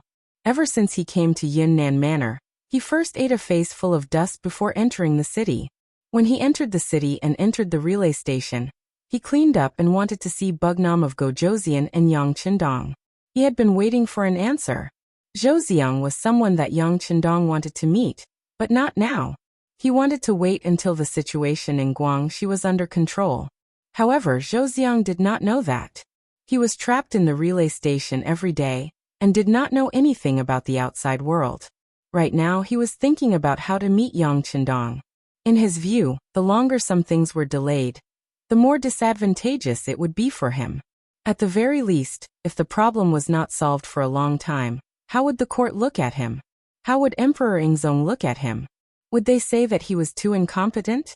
At this moment, he was in the tiger's den, but Zhou Ziang was still thinking about the emperor's opinion of him. He was thinking about his own official career. It had to be said that he was really obsessed with being an official. In fact, Zhou Ziang was just a representative of the Southern Ming Dynasty's civil officials. The Southern Ming Dynasty's civil officials had the same name, but they cared more about benefits. The higher one's position was, the more famous one would be, and the more benefits one could obtain. This made countless people think of ways to climb up the ranks. Sometimes, in order to attract the attention of others or the emperor, they would even do things that would leave others dumbfounded. They did not hesitate to impeach each other. In short, the court was often a mess. If they wanted to do something good, they would have to face all kinds of resistance and trouble. There was a saying in the future, being an official is good, being an official is good, wearing leather shoes and a watch. However, compared to the officials of the Great Ming Dynasty, the difference was still too far. For example, as long as a scholar passed the county examination, it was proof that they had entered a privileged society. They did not have to pay taxes, and they also had the right to not kneel when they saw an official. If they were more powerful and passed the county examination, then they would have the power to own a large amount of land and servants. All kinds of privileges would constantly come to them. Moreover, they did not have to pay taxes to the country. Over time, when the number of people in this group increased, they would own nearly half of the world's wealth with a few people. At that time, it would be easier said than done for the country to become rich and powerful. If they wanted to reform, then they would have to face the attacks of these people. It would be impossible not to fail. Zhou Ziang was one of them. He was one of the people who obtained benefits. However, his heart was bigger than those people. His goal was to continue to climb up. In order to achieve this goal, he had to first meet Yang Chendong. In order to achieve this goal, he first gave money to the Wuxia staff at the relay station. Unfortunately, there were clear rules. These staff did not dare to accept money. Did they not want to live? Bribery was not an option. Zhou Xiang sent people out of the relay station to take the initiative to look for clues about Bugnam of Gojoseon. He wanted to see the real person through his own efforts. However, he had forgotten Ba Daojiang's warning. When the people of the diplomatic mission walked out of the relay station, they were quickly beaten up by the hooligans who looked at them. They walked back with bruises all over their faces. Because of this matter, Zhou Xiang vented his anger on the staff of the relay station. However, the result was that the current Yunnan manor was not peaceful. He had already told them not to go out casually, but they did not listen. Who could they blame? If not even one person could leave, how could they talk about meeting Yang Qindong? Zhou Xiang sighed. He had no choice but to wait bitterly. Zhou Xiang had no choice. He did not know what had happened in Guangxi. However, in Nanjing Manor, the capital of the Southern Ming Dynasty, the news had already spread. Because of this, the ministers were stirred up into a pot of porridge. The 5-Star Army and the 3 Provinces Army had started a war. When they heard this news, the Southern Ming Dynasty still had the mood of watching a good show. In many people's hearts, this was simply a fight between 2 tigers. They only needed to sit on the mountain and watch the tigers fight. If the time was right, they would make a move to seize the benefits that belonged to them. The development of the matter was as they had expected. The 3 Provinces Army was indeed in chaos. What made them feel even more incredulous was that Bugnam of Gojoseon Yang Qindong actually believed the words of the 3 provinces King Zhu Huifu, and only brought 500 people into Yunnan Manor.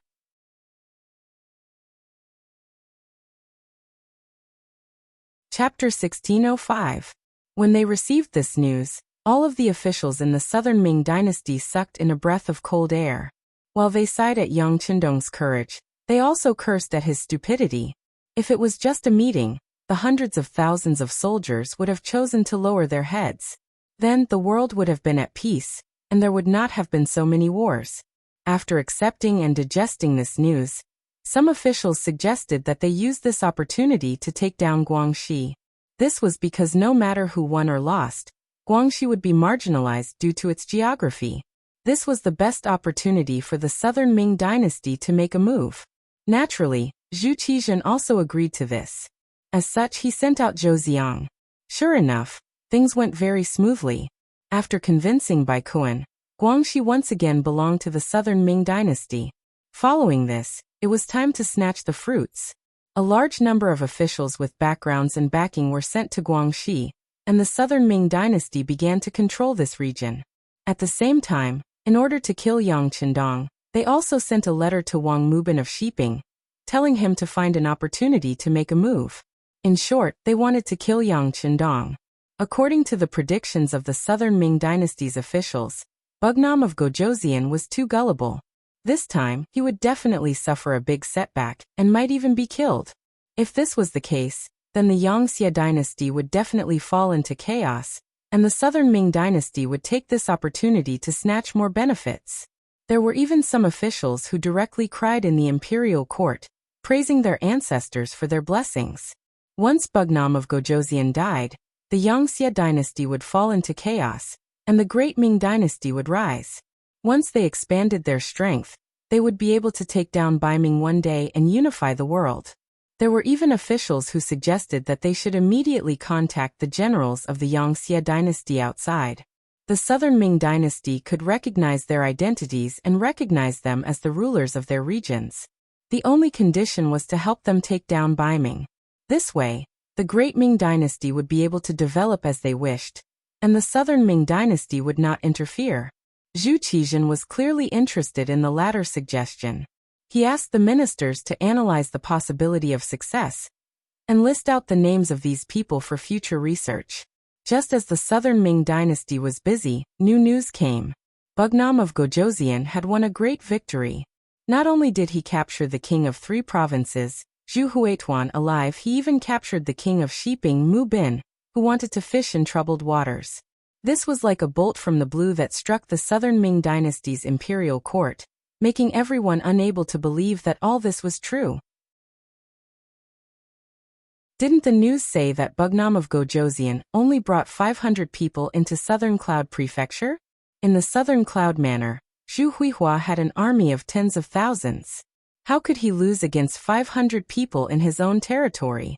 Unable to digest this result, Zhu Qizhen questioned loudly in the imperial court. Could it be that Yang Chendong is immortal? You still can't kill him?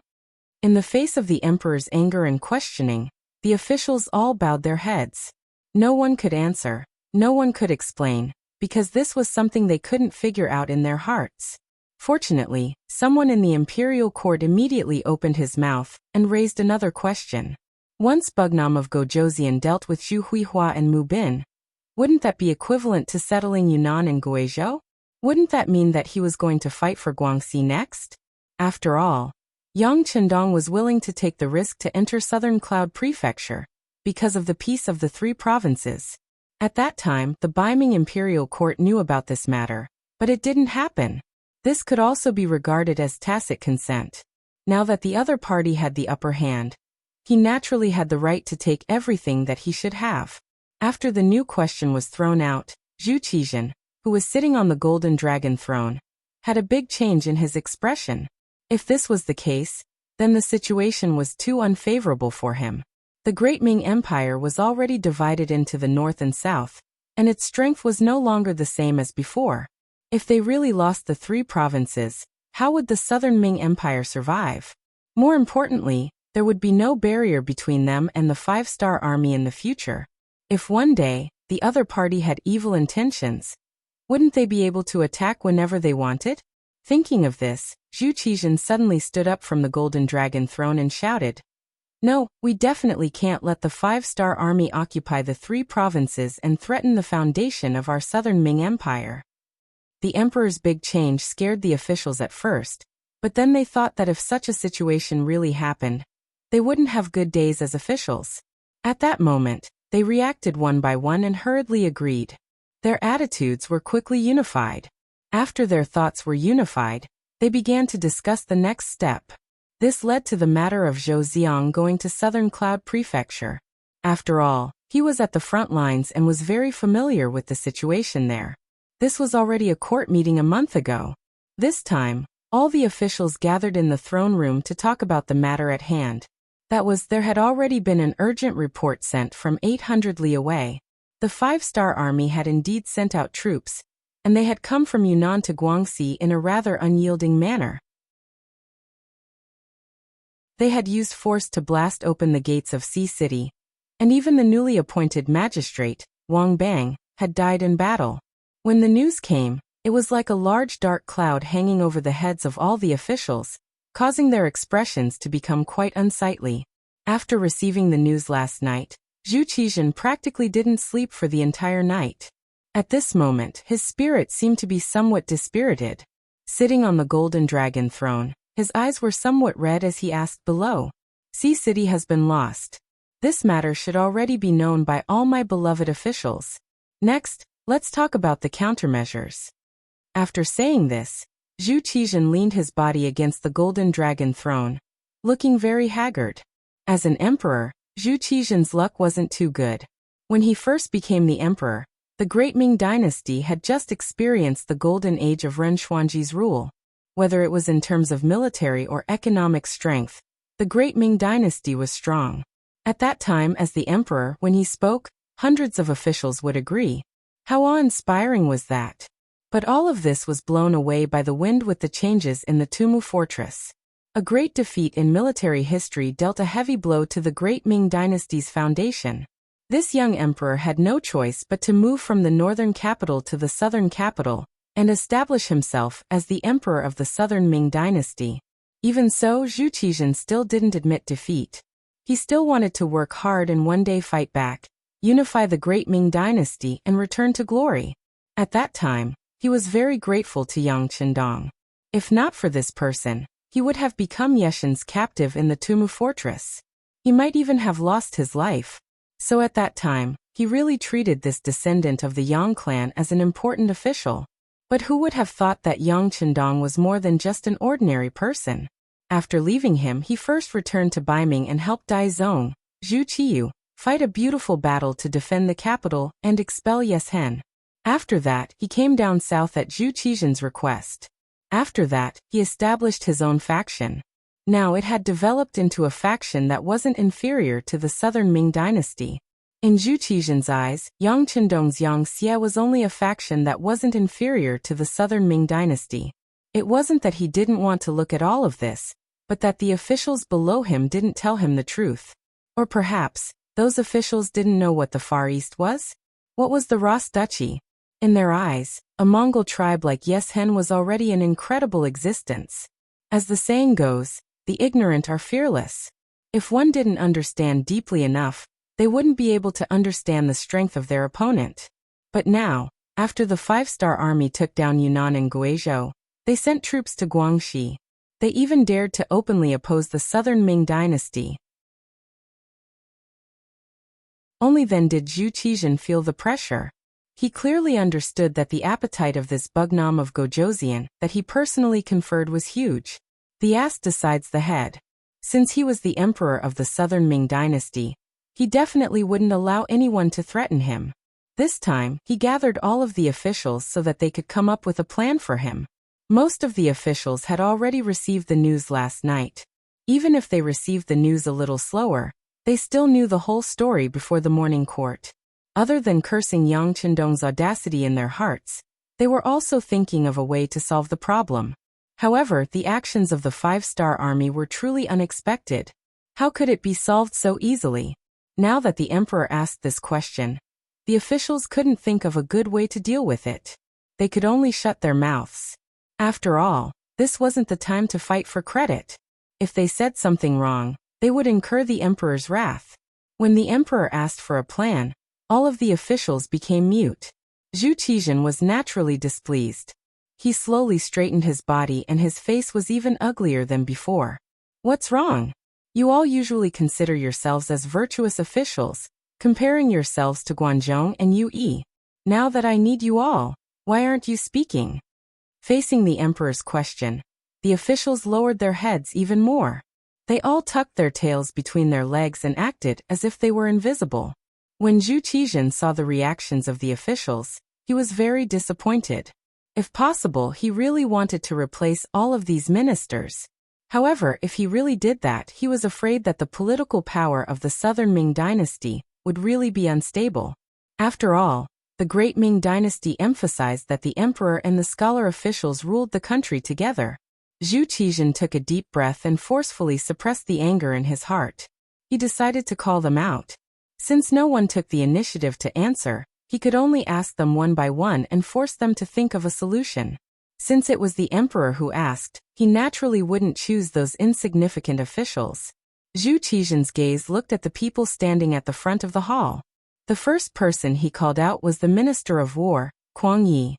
After all, this involved war and the Ministry of War had a lot of say. Beloved official Kuang, what do you think of this matter? How should we solve it? Kuang Yi wasn't young and could boast of being one of the old officials. For the sake of the stability of the southern Ming dynasty, he had racked his brains and exhausted his body and mind. He had visited almost all of the southern Ming dynasty's military stations at least once. He had even visited some places several times. He was definitely worthy of this title.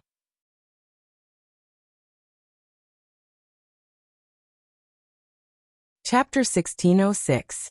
It was precisely because he understood the military strength of the southern Ming Empire very well that he stood up against King Shiping when the three provincial kings invited King Wu Nan to join Yunnan Manor. He even asked the emperor to issue an imperial edict stating that the three provinces had been the land of the southern Ming Empire since ancient times, and no one had the right to make decisions about it. Unfortunately, no one listened to his suggestion at that time. Because of this, there were many people who secretly laughed at his courage. As the Minister of War of the Southern Ming, he should be very courageous. How could he achieve great things if he was so careful? Not only the ordinary officials, even Zhu Qijian didn't agree with this decision. In his opinion, this was a chance to kill Yang Qindong. If he issued an edict, what would he do if Yang Qindong didn't go to Yunnan Manor? Wouldn't he be helping his opponent? However, he never thought that Zhu Huiyan was so incompetent and Mu Bin was such a waste. They actually allowed Yang Qindong to succeed. As a result, The relationship between the Southern Ming and the Five-Star Army was so tense that they had to use weapons. If he knew this would happen, it would be great if Zhu Qizhen listened to Kuang Ye's words. At least that way, Yang Chendong would lose an excuse to go to war with the Southern Ming. This way, the righteousness would be on his side. If Yang Chendong still dared to send troops, he could use the excuse of punishing the thief to announce to the world, and lead everyone to attack Bugnam of Gojoseon. But now, the righteousness was in the other party's hands. Now that the other party sent troops, it became a righteous move. This made Zhu Qizhen very difficult. Only then did he want to ask Kuang Yi, the Minister of War, if he had a better idea. When his name was called, Kuang Yi, who originally didn't want to speak, could only hold his board and walk out of the line. He lowered his head and said, "Emperor, in this official's opinion, the Five-Star Army now holds the righteousness. If we fight with them over Guangxi, it is unreasonable." Unreasonable? The entire Southern Ming is my world. Doesn't Guangxi belong to the Southern Ming? How is it unreasonable? Although he knew that Kuang Yi was speaking the truth, his words still caused Zhu Qizhen to be quite dissatisfied. Exactly. All lands under the heavens belong to the emperor. All lands by the emperor's shores belong to the emperor. His Majesty is only taking back Guangxi's administrative authority. How could it be unreasonable? Your Excellency, is your buttocks crooked? The Minister of Works, Wei Luo, took the initiative to stand up and criticize Kuang Yi. In the past, the Southern Ming dynasty's Minister of Works was Jiang Yuan. However, this person had once harmed Yang Chendong's 7th Madam, Su Mander's family. After the order was given, the members of the Security Bureau hidden in the Southern Ming dynasty gathered evidence of corruption and made their move. They announced it to the world and caused Zhu Qizhen to be shaken. In the end, they were killed and their family members were exiled. After avenging the 7th Madam, Wei Luo took over the position. Ever since he took over the position, he had been living a life of suffocation. There was no other reason other than his lack of experience. In addition, the Ministry of Works had not built much over the years and had spent a lot of money, but most of the firearms produced were not up to standard. Because of this matter, the Minister of War, Kuang Yi, had complained to him many times. Now that he finally had a chance to use this opportunity, how could he give up on it? After hearing Wei Luo's words, Kuang Yi did not say anything. Instead, he shook his head and bowed to Zhu Qizhen before returning to his original position. He would not lower himself to the same level as Wei Luo. Wei Luo had relied on flattery and gifts to obtain the position of Minister of Works. In reality, he did not have any ability at all. It was precisely because there were too many people like him who did not care about politics that the Southern Ming dynasty had not improved much over the years. Kuang Yi did not say anything, but his attitude was clearly expressed. Zhu Qizhen thought to himself, "Are we really going to give up on Guangxi?" With this thought, he could not help but shake his head. Then his gaze fell on the Minister of Revenue, Wang Zhua. As the Minister of Revenue, he was in charge of money. Wherever the Southern Ming dynasty needed money, he would not be able to do so. Zhu Qizhen naturally would not ask about small matters. Now that he had asked, it proved that the money used was not small. It had to be said that over the years, the Southern Ming dynasty's Ministry of Revenue still had some savings. Not to mention other things, just the amount of money obtained from selling those people to Yang, she was enough to fill up the national treasury for a time. It was because of this that the Southern Ming dynasty's army continued to expand over the years, reaching an astonishing number of 2.5 million soldiers. After being called by the emperor, Wang Zhua stood up with a board in his hand. Reporting to the emperor, the Ministry of Revenue has some savings. In an emergency, we can mobilize 15 million taels. Good, transfer the money, transfer the troops, and transfer the provisions. Finally hearing this good news, Zhu Qizhen immediately became spirited. His voice also became louder. This meant that war was about to begin. When the other officials heard this, their faces all changed. Everyone knew that once the war machine was activated, the money would be spent like water. As long as the operation was good, there was a great chance of getting money. Some people couldn't help but blush when they thought of the benefits they could earn. However, there were some people who thought even further. Were they about to start a war with the five-star army? If they really fought, what were their chances of winning? If they won, then everything would be fine. However, what if they lost? It wouldn't be wrong to say that this was a kingdom war. If that was the case, then there was no way out if they lost. Many people unconsciously thought of the Battle of Tumu Castle. At that time, the Great Ming Dynasty was almost destroyed because of a war. At that time, Zhu Qizhen was leading the army. An army of over 200,000 soldiers could not even defeat 60,000 soldiers. Only a few years had passed. Now that they had to fight with the five-star army, what were their chances of winning? Zhu Qizhen, who was sitting on the dragon throne, saw the changes in the officials' faces. He couldn't help but sigh in his heart. How could he ever walk out from the shadow of that battle? If it was possible, why would he be willing to fight? It was just that the situation was like this.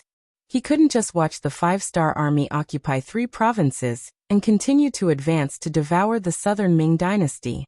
If that was the case, then it would be better to fight. Naturally, when Zhu Qizhen asked about the money, it didn't mean that he was prepared for war. He was just preparing for a rainy day. As long as there was a slight possibility, he still didn't want a war to happen. Cough, my beloved officials, there is no need to panic. We are just making some preparations in advance. If Bugnam of Gojoseon is tactful and only occupies 3 provinces, then this war won't happen. In order to calm the officials, Zhu Qizhen spoke his thoughts. Whether it was the Great Ming Dynasty or the Song Dynasty, they all had a very common characteristic. They emphasized culture and suppressed martial arts. They liked to be ostriches. They buried their heads deep and only cared about their own lives. They only cared about the peaceful songs and dances in front of them. In their eyes, other than themselves, everyone else was barbaric. Everyone else was uncivilized and didn't know how to be polite. For example, fighting and killing was one of the signs of uncivilized behavior. As long as they could live a peaceful life, why would they care if other people were living in an abyss of suffering? This couldn't be said to be the mentality of all the officials, but the majority of them thought this way. Now that they heard Zhu Qizhen's words, everyone agreed. I believe that Bugnam of Gojoseon is also a reasonable person. After obtaining 3 provinces, he should be satisfied. This war won't happen. Your Majesty is wise. Your Majesty is wise. A group of officials reacted and scrambled to speak. In the imperial court, it was as if the emperor and his officials were of one mind. In this imperial court meeting, they decided to give up 3 provinces as the price to enter into peace talks with Bugnam of Gojoseon. Of course, the Ministry of Revenue and Ministry of War also began to prepare for war.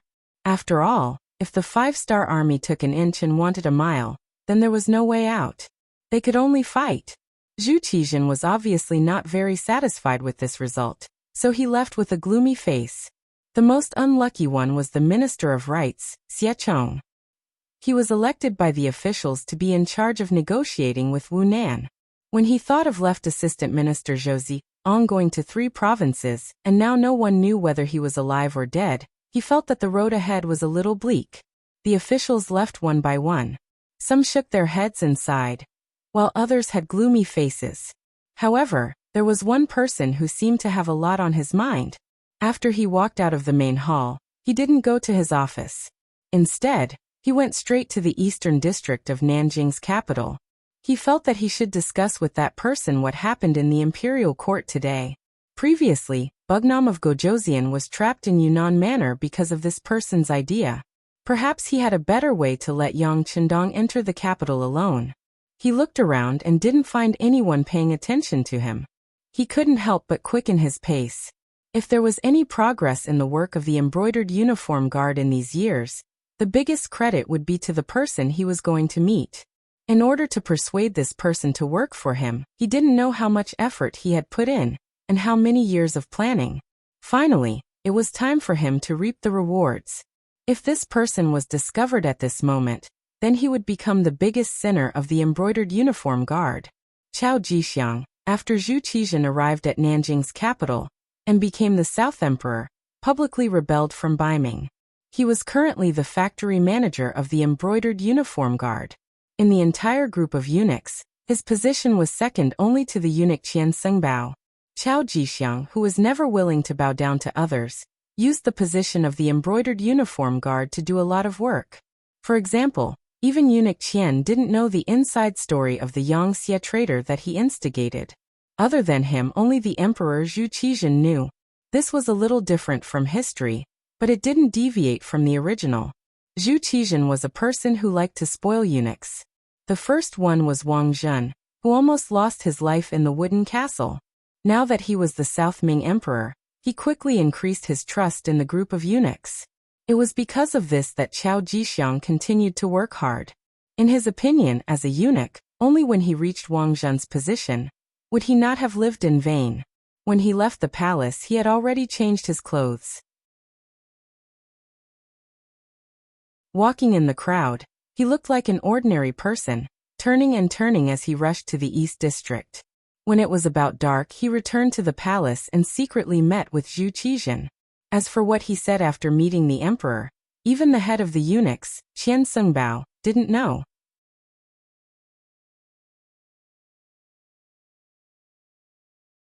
Chapter 1607. The next morning, the Southern Ming Empire's Minister of Rites, Xie Chong, and his entourage left the capital. Outside the southern gate, many court officials came to see them off. With the anticipation of the crowd, Xie Chong stopped in front of the city gate for about an hour before reorganizing his troops and setting off. When the entourage was far away from the capital, Minister Xie let out a long sigh and muttered to himself, "You all don't want to fight with the 5-star army, but do you think this old man wants to?" However, the Southern Ming Empire's previous actions have already incurred the wrath of Bugnam of Gojoseon. How could it be so easy to make them stop fighting at this point? After saying this, Xie Chong sighed again and slowly closed his eyes. No matter what the road ahead was, since the emperor had named him and he held the position of Minister of Rites, he had to make this trip. As for whether or not he could complete the emperor's orders, he didn't have much confidence. Just as Xie Chong and his entourage were heading towards Guangxi, the 5-star army led by the world's first cavalry army and the 2nd Cold Front Division had already attacked the city. After taking down Xi City, they separately attacked Qingyuan Prefecture and Liuzhou Prefecture, all the way to Jinan Prefecture in front of Guangxi. This place would become the final barrier in front of Nanning Prefecture. Once this place was taken, Nanning Prefecture would be in front of them. At that time, the ownership of Guangxi would be decided. In Nanning Prefecture, the newly appointed Guangxi administrative minister, Bai Kuan, was like an ant on a hot pan, pacing back and forth in the main hall. From time to time, he would stop and look outside, waiting for the latest instructions from the Southern Ming Empire. Unfortunately, each time he looked, he was met with disappointment. Even now, the Southern Ming Empire still hadn't given him an explanation. This made Bai Kuan not know what to do. Defend Nanning Prefecture? To tell the truth, he didn't have much confidence. News had already come from the front lines that the 5-star army's cannons were very powerful. Fortified cities were like paper in front of them. Even if they wanted to defend, they wouldn't be able to. But should he retreat? The position of Nanning was extremely important. Without an imperial order, if he dared to retreat, the consequences that awaited him would be even more severe than dying on the battlefield. He was stuck between a rock and a hard place every day. Sometimes he would even reflect on whether surrendering to the Southern Ming Empire was the right choice. If he had known earlier, he would have surrendered to the 5-star army. At the very least, he wouldn't be in such a difficult situation now. Reporting. Bai Kuan, who was sighing in his residence, suddenly heard a sound behind him. He reflexively turned around and saw the messenger entering the residence. His face immediately lit up and he asked anxiously, "Is there a decree from the Southern Ming dynasty?" Reporting to General, "That's not the case. It's news from the Suppressing Peace Prefecture. The Suppressing Peace Prefecture's garrison general has surrendered, and the 5-star army has already entered the city." The messenger's voice carried a hint of fear. But all messengers preferred to report good news instead of bad news. Most of the time, it was not uncommon for soldiers who reported bad news to be beheaded on the spot. What? Hearing that the Suppressing Peace Prefecture's garrison general had surrendered, Baikuan only felt a wave of dizziness. He had thought that with the strength of the 5-star army, the suppressing peace prefecture would not be able to stop them. However, they should at least fight a battle and waste some of their strength and delay some time. However, who would have thought that they would surrender without even fighting? Didn't this mean that there were no more obstacles between them and the 5-star army in the Nanning prefecture? Without any obstacles, this meant that the 5-star army's next target would be him. Right now he didn't even know whether to fight or retreat. How could this not give him a headache? Seeing that Baikuan didn't have any other orders, the messenger hurriedly left, leaving the general standing alone in the main hall. No one knew what he was thinking. Suppressing peace prefecture. Having taken down this city without shedding a drop of blood, Tianhu, Xiaofeng, and the others were in a good mood. Although they had been through hundreds of battles, they had absolute confidence in taking down Guangxi. However, this time, Yang Qindong's mission was to take down the city without destroying its original appearance as much as possible. This was somewhat of a test. The Great Ming Dynasty could not be compared to other places. Although some small countries or regions had some cities, the city walls were not very tall. Some of them were even just symbolic. Attacking that place would only require a cannon blast, or even a cavalry charge, and it would be easy to take it down. Because of this, the difficulty of the mission increased. However, the good thing was that the Guangxi Southern Ming army did not have a strong will to resist. Along the way, they did not encounter any large resistance. Often, when the cannon blasted, the city would quickly change hands. Now that they had reached the suppressing peace prefecture, they had directly surrendered. This gave Tianhu, Xiaofeng, and the others more confidence in completing the mission. The two of them also discussed and decided to rest in the suppressing peace prefecture for a day. The day after tomorrow, they would set off for Nanning prefecture. There might be a big battle there. Nanjing capital. The streets were surging with people, and all kinds of shouts could be heard on both sides of the street. It was very lively. It was not an exaggeration to say that it was a prosperous time. They were not affected by the war in Guangxi at all. It was as if they were people from two different worlds. This was naturally affected by the lack of information, but at the same time, it was also because the imperial court had deliberately suppressed the relevant information. After all, once the people's thoughts were in chaos, it would only cause more headaches for the imperial court. In a restaurant called Wuxia restaurant, the waiter was walking quickly. From time to time, he would shout out, such as what the guests at a certain table had ordered, or how much silver had been rewarded by a certain guest's luxurious mansion. To be able to open a restaurant that could accommodate hundreds of tables in the bustling city of Jingdu, it proved that the owner was not ordinary. In fact, the owner's strength was indeed not ordinary. His surname was Yang, and his name was Wuda. Yang, Bugnam of Gojoseon, Yang Qindong's fourth brother, and the current representative of Yang Xie's business in southern Ming. Regardless of which identity he had, it was enough to shock people, and they could not help but look up to him. Over the years, after following his sixth brother out of Baiming's capital, Yang had settled down in southern Ming. At first, he only developed in Fujian, but after entering Jingdu, he could not stop and stopped there. Yang, who held the power to decide the trade with Yang Xie, and had a large amount of goods, had always been someone that southern Ming merchants wanted to curry favor with. Often, in order to obtain more goods, these merchants would rack their brains to think of ways to curry favor with Yang. As time passed, Yang could not help but feel a sense of complacency. Today, one of southern Ming's biggest merchants, Lu Yuan, was inviting Yang to a banquet at Wangkuju. The Lu family had been doing business for generations, and although they were not as rich as a country, they were not far from it. As the leader of southern Ming's merchants, Lu Yuan had always had his eyes on the top of his head.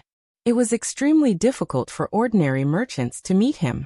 But now he was actually standing at the entrance of Wangkuju, as if he was waiting for someone. Those who knew Lu Yuan couldn't help but be shocked. They wondered what kind of person could make the Lu family's clan head bow down to someone else. Could it be that it was a high official in the imperial court? Regardless of whether it was Baiming or southern Ming, there was one thing in common, and that was that the status of merchants was extremely low.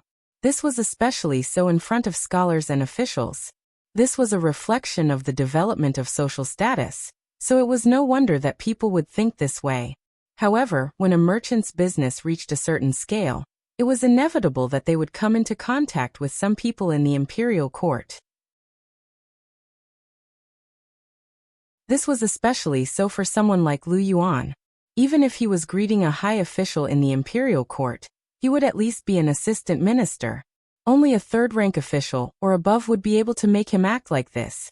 Just as many diners were thinking about who the guest was, Yang appeared. He was accompanied by two people who looked like servants. He held a folding fan in his hand as he appeared at the entrance of Wang Kuju. "Master Yangxi, you're finally here." As soon as he saw Yang appear, the originally arrogant Lu Yuan hurriedly went forward to greet him. He was like a dog that had seen its master, constantly wagging his tail. When the diners saw that it was Yang who had arrived, they immediately understood. That's right, Yang had such qualifications.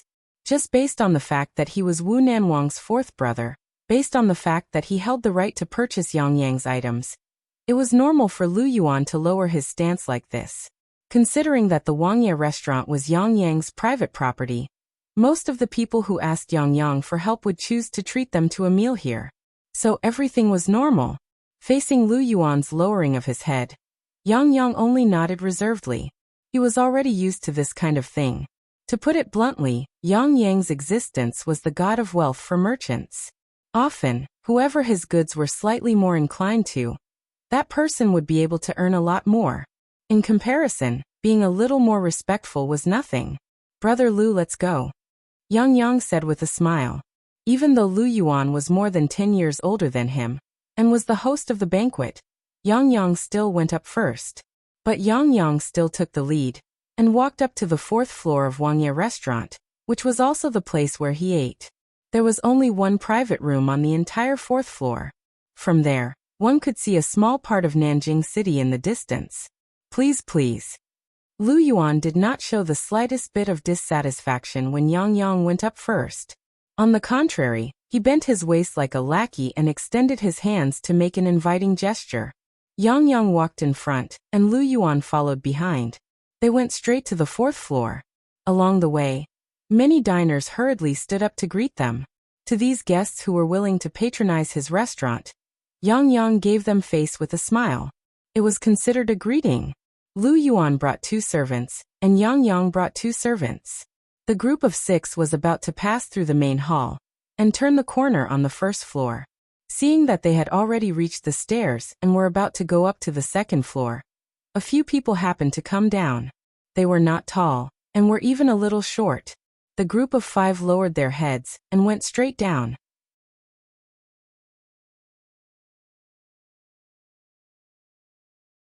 Chapter 1608. Suddenly, there were 5 people in front of them. One of the servants who came with Yang instinctively walked to the front and put on a defensive posture. His main task was to protect the safety of the 4th master. He absolutely couldn't allow any accidental discovery. Yang only frowned at the servant's rush and didn't say anything. He didn't think that there would be anyone who would harm him in his own restaurant. Moreover, he came to this banquet on a whim. Not many people knew about it in advance. Just as Yang frowned, before his eyebrows could completely relax, a sword light suddenly flashed. The servant's body was already soaked in blood. Soon after, a line of blood spurted out from his neck, and the blood splattered about a foot high. The red blood was reflected in Yangxi's eyes. "Ah!" Yang screamed, and his body retreated as if out of instinct. Another figure also rushed out with this shout. He leaped in front of Yang and used his body to block the 2nd sword attack. Once again, blood spurted out. The remaining servants' clothes were also stained with blood. The opponent's movements were too fast. Although the 2 servants who followed him immediately rushed out and lost their lives, they still couldn't block the opponent's 3rd sword attack. Moreover, the sword light flashed and directly slashed in front of Yang's neck. The folding fan in his hand blocked in front of his chest. Several gusts of wind flew out and rushed towards the incoming assassin. This was one of Yang's life-saving methods, the power of the folding fan. This wasn't an ordinary folding fan. It was a folding fan with hidden mechanisms. It could shoot out dozens of steel needles at the same time. If the distance was too close, these steel needles could penetrate the body and kill the assassin. The steel needles moved and flew through the air, piercing into the assassin who was completely unprepared. Immediately, the assassin's body trembled. Next, white foam came out of his mouth. Then with a plop he fell down between the stairs. And all of this happened in the blink of an eye. After a short period of time, Lu Yuan finally reacted and shouted, "Save him." Then he rushed towards Yang Yang. The folding fan in his hand was his last life-saving weapon. Now that he had used it, Yang Yang had no other way out. Lu Yuan was about to pounce on him, and out of instinct, he wanted to turn around and elbow him. But Lu Yuan's voice rang out. "Fourth Master, nothing must happen to you. Nothing must happen to you." After saying that, Lu Yuan exerted force and pressed Yang Yang under his body. It was also at this moment that a sword intent slashed down and struck him in the back. Under the powerful force, a trace of blood seeped out of the corner of Lu Yuan's mouth. Lu Yuan was using his life to protect Yang Yang. It turned out that in such a short period of time, the two attendants brought by Lu Yuan were also killed by the assassin. If Lu Yuan had not used his life to block the sword, the one who would have been injured would have been Yang Yang himself. None of the assassinations were effective, and the most likely attack was blocked by Lu Yuan's life. The 5 assassins became angry. They were all ninjas, and the best among the ninjas. Assassination was as simple as drinking water and eating in their eyes. But now, under the surprise attack, they didn't succeed. They couldn't help but feel a little anxious. The 5 of them shouted and jumped straight down the stairs. Because of the narrow stairs, they made the first move, which also made Yang Yang lose his vigilance. Because of this, 2 of his attendants died, and the 2 attendants brought by Lu Yuan also died. But also because of the narrow stairs, the ninja's range of movement was limited, so they couldn't rush to Yang Yang who was rolling down the stairs. Yang Yang and Lu Yuan hugged each other, and under the impact of the powerful sword, they rolled down the stairs, so they temporarily escaped the assassination of the ninjas. As soon as they landed, more than a dozen people rushed to the stairs. They were all the staff of Wuxia restaurant. Some of them were waiters, some of them were shopkeepers, and even some of them were kitchen staff. Wuxia restaurant was Yang Yang's property, so the people here were naturally his staff. Now that the boss was in trouble, everyone naturally chose to rush out. Of course, this wasn't because Yang Yang was good to everyone, making them grateful to him and willing to face death. It was because everyone knew Yang Yang's identity. If he died here today, and they didn't save him, they were afraid that Bugnam of Gojoseon would know about this matter, and they would face a life worse than death. More than a dozen people rushed up and blocked the 5 ninjas. Yang Yang finally had time to stand up from the ground. Looking at Lu Yuan in his arms, his face was pale, and his body was cold due to excessive bleeding. He couldn't help but shout, Brother Lu, hold on, hold on." Yang Yang was still concerned about Lu Yuan's injuries. In front of the stairs, there were already corpses, and the smell of blood spread out. There were only a dozen people. Although they were tough, they were just relying on brute force. How could they be a match for 5 ninjas? Fortunately, as time passed, more and more people rushed up. To be able to become a famous restaurant in Kyoto, there were a lot of staff here. More and more people rushed out and finally blocked the ninja's surprise attack. Finally, someone took Lu Yuan from Yang Yang's hands, but it seemed that his situation wasn't good. Yang Yang, who was finally able to get up, reached out his hand and took out a Type 54 pistol from his waist. He opened the safety and fired at the 5 ninjas who were fighting. This time, he almost died in the hands of the other party, which made him scared and angry at the same time. Bang bang bang, gunshots rang out. Other than the first shot that suddenly injured a ninja, the other shots all missed. Not only did they not injure the ninja, but they also killed some of the restaurant staff. Bastard! Looking at the Type 54 pistol that had no more bullets, Yang Yang was a little regretful. He had this pistol with him for a long time, but he was too lazy to practice shooting. Now that it was time to use it, he regretted not working hard. Gunshots rang out, and the entire Wuxia restaurant's hall became chaotic. Some diners ran out of the restaurant as fast as they could. In their view, it was too dangerous to stay here. Although Yang was in trouble, it was a great opportunity for many people. If they really saved Yang here, the benefits would be beyond their imagination. But if they wanted to do something, they first had to look at their own strength. If they rushed to save someone, they would only lose their life. Then no one was willing to do it. The hall became more chaotic because of the people fleeing in panic. At this time, Yang loaded another magazine into the Type 54 pistol, but at this moment he couldn't calm down at all. He knew his own shooting skills, especially when he saw his own people. This time, more and more people died, and those 5 assassins, the one who was shot had already retreated. Other than bandaging his wound, the other 4 assassins were still intact. He felt that the situation was serious. Yang had a feeling that these assassins were determined to kill him. Inside the restaurant, at least the waiters were able to put up a fight. But once he left the restaurant, then no one would be able to help him. Perhaps a single sword strike would be enough to make him fall to the ground and turn him into a corpse. Everything happened too fast. From the time when the servants around him were injured to now when the people in the restaurant ran away, it was not even half an incense stick's worth of time. It would take at least half an incense stick's worth of time for the nearby soldiers to arrive. The question was, could they hold on until then? Yang's heart was very anxious, and the assassins were also very anxious. The more time passed, the more unfavorable it would be for them. Originally, they thought that this mission would be very easy to complete, especially after they learned in advance that Yang would appear here. They were even more confident. If everything went smoothly, perhaps as long as they met face to face, they could complete the mission of assassinating the target.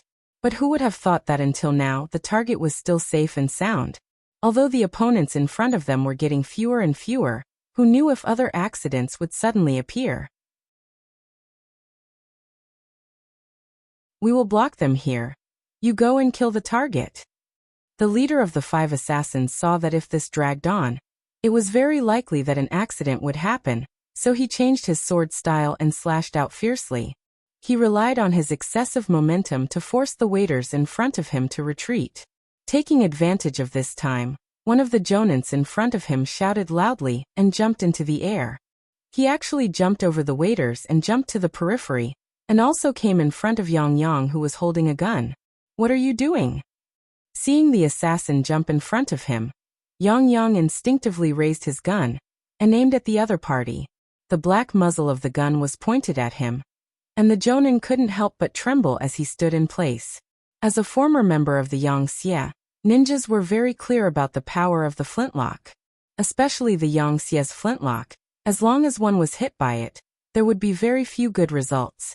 Now that the muzzle was in front of him, it would be a lie to say that he was not nervous at all.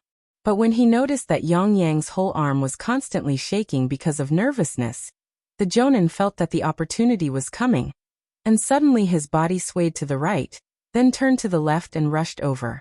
As soon as the jonin moved, Yang also moved, and the muzzle of the gun was pointed to the right and fired. When the gunshot sounded, he found that the assassin was rushing over from the left. He was shocked and no longer cared about anything else. He waved his hand and threw out the 54 style. It must be said that Yang also practiced some martial arts.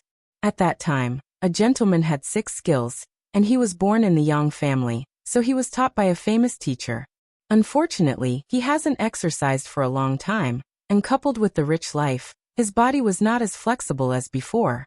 After the 54 style was thrown out, it only made the opponent stop for less than half a breath of time. Then he held the sword and rushed over. The sword wind whistled through the air, and went straight to Yang's neck.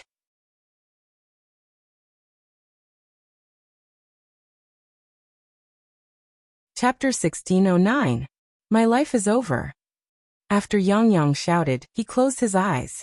At this moment, he could even feel the piercing pain of the sword wind slicing through his throat. Dang! A crisp sound rang out. It was the sound of weapons clashing against each other. Then there was a gust of cold wind, followed by the sound of more weapons clashing. After waiting for a moment, Yang found that he was not dead. He opened his eyes and saw Yang Lu blocking in front of him. At this moment, there was a scratch on Yang Lu's right arm, and blood was flowing out from it. Needless to say, at the critical moment, Yang Lu must have rushed out to help him avoid the fatal blow. But because of this, Yang Lu was also injured. Who is Yang Lu? He is one of the 5 servants of the Bugnam of Gojoseon, Yang Chendong, and his skills were quite good. But later, because of some mistakes, he was sent to the southern Ming kingdom by Yang Chendong, and was responsible for managing the intelligence here. In the eyes of many people, he was already a marginalized person. Because of this, he used to drink to drown his sorrows for a period of time, and his physical condition was far worse than before. Because of this, the moment Yang Lu fought, he was injured. How is it? Lu Zi, are you okay? Yang hurriedly came forward, and asked with a trace of concern. Fourth master, this little one is fine. Yang Lu smiled at Yang, and then his face flashed with a ruthless expression. He said to the butler Yang Ying and the others who followed him, all of you go together, and kill these assassins. Right, try to leave them alive. After Yang Lu shouted angrily, he turned around and knelt down in front of Yang. Fourth master, this little one just received the news and rushed over. I have frightened you. It's okay, you came at the right time. Yang also sighed in fear. Fortunately, Yang Lu came in time. It seems that Yang Xie's intelligence network is indeed very powerful. He can even get information about an assassination attempt. Yang Lu came with dozens of experts from the intelligence department's action department. Most importantly, these operatives were all holding pistols in their hands, which was very impressive. No matter how powerful you are, can you win against a gun? Wouldn't it be 1 in 1,000 to be selected to join the operations division of the intelligence department? 1 in 100, 1 in a dozen, 1 in a dozen, 1 in a flower, 1 in a flower. Naturally, their marksmanship wasn't as bad as Yang's. When they fired their pistols, 4 of the 5 jonins were killed on the spot. The other one was only shot in the body because they wanted to keep him alive, but his vital parts were fine. Capture him alive and ask him who ordered them to do this. Seeing that the situation was settled, Yang Lu heaved a sigh of relief and shouted loudly, "Don't come over." The last remaining jonin waved the ninja sword in his hand and placed it on his neck, threatening to kill himself if anyone came over. This action really made the members of the operations department stand rooted to the ground, not knowing what to do. Haha, you can save him once, but can you save him 10 times, or even 100 times? Let me tell you, since we have set him as our target, we will definitely kill him. Today, we were just careless. It won't be long before you die. I will wait for you on the ground, ha ha ha. After a burst of laughter and clamor, the sharp ninja sword in the jonin's hand instantly cut his throat, and with a spurt of blood, he fell to the ground with a plop. When the members of the operations department walked forward, they found that the jonin was no longer breathing. 5 assassins died just like that, without a single survivor. All of this was seen by Yang's eyes. He should be happy, but he didn't know why at this moment. He didn't feel happy at all. Only the words that some people said before they died flashed in his mind. You can save him once, but can you save him 10 times, or even 100 times? Yang couldn't understand who hated him to the bone, and wanted to kill him. But he knew that this place was no longer safe. In other words, the entire Nanjing prefecture was no longer safe. Before killing the person behind the scenes, he must leave here and find an absolutely safe place. Then where would it be safer? Without much thought, the name of Resin City appeared in his mind. Yang suddenly grabbed Yang Lu's arm and said, Lu Zi, immediately arrange something. I want to leave here. I want to go back to Resin City. Oh right, you have to personally bring people to escort me. This is no problem. But shouldn't we report it to the young master? Yang Lu revealed a difficult expression. No need, I'm his 4th brother. When we reach Resin City, I will tell him. Yang shook his head. He didn't want to stay here for a moment longer. He just wanted to hurry back to Resin City, otherwise, he wouldn't even dare to close his eyes and sleep. All right. Yang Lu could only say reluctantly. After all, Yang was the young master's 4th brother, and was also one of his own masters. As a servant, he could only obey unconditionally. Yang left, and Yang Lu brought over 100 members of the intelligence department to protect him. They went straight to Fujian. There was a ship specially sent to Resin City. It was also the nearest way home. Although he had left, what he left behind for the Southern Ming dynasty was a mess. There was no need to talk about Yang Lu's identity. Luckily he didn't suffer any injuries, otherwise he really didn't know how to explain it to Bugnam of Gojoseon. The current situation was already a little tense, and the development of the situation had greatly exceeded the expectations of the Southern Ming. If a war really broke out now, how could the Southern Ming that wasn't fully prepared be their opponent? Perhaps a war would break out one day, but it definitely wasn't now. Hence, Yang Lu's problem at this time was indeed a headache. From the report of the genie guards, the 5 assassins were all dead, no one was alive. The Southern Ming imperial court was even more depressed. It would be better if they caught the real culprit. It would be best if they could interrogate the mastermind. That way, the Southern Ming would be able to remove themselves from this problem. However, the problem now was that the assassins were all dead, and the identity of the culprit had become a mystery. If this pot of shit wasn't handled properly, the Southern Ming imperial court would have to bear the responsibility. Investigate carefully and find out who did it. The Southern Ming imperial court isn't afraid of trouble, but we definitely won't be casually used by others. Ingzong Zhuqizhen gave the order, and the genie guards in the city immediately moved. However, facing an extremely well-organized assassin organization, how could it be so easy to find the mastermind? In the end, after investigating, they still couldn't find any clues.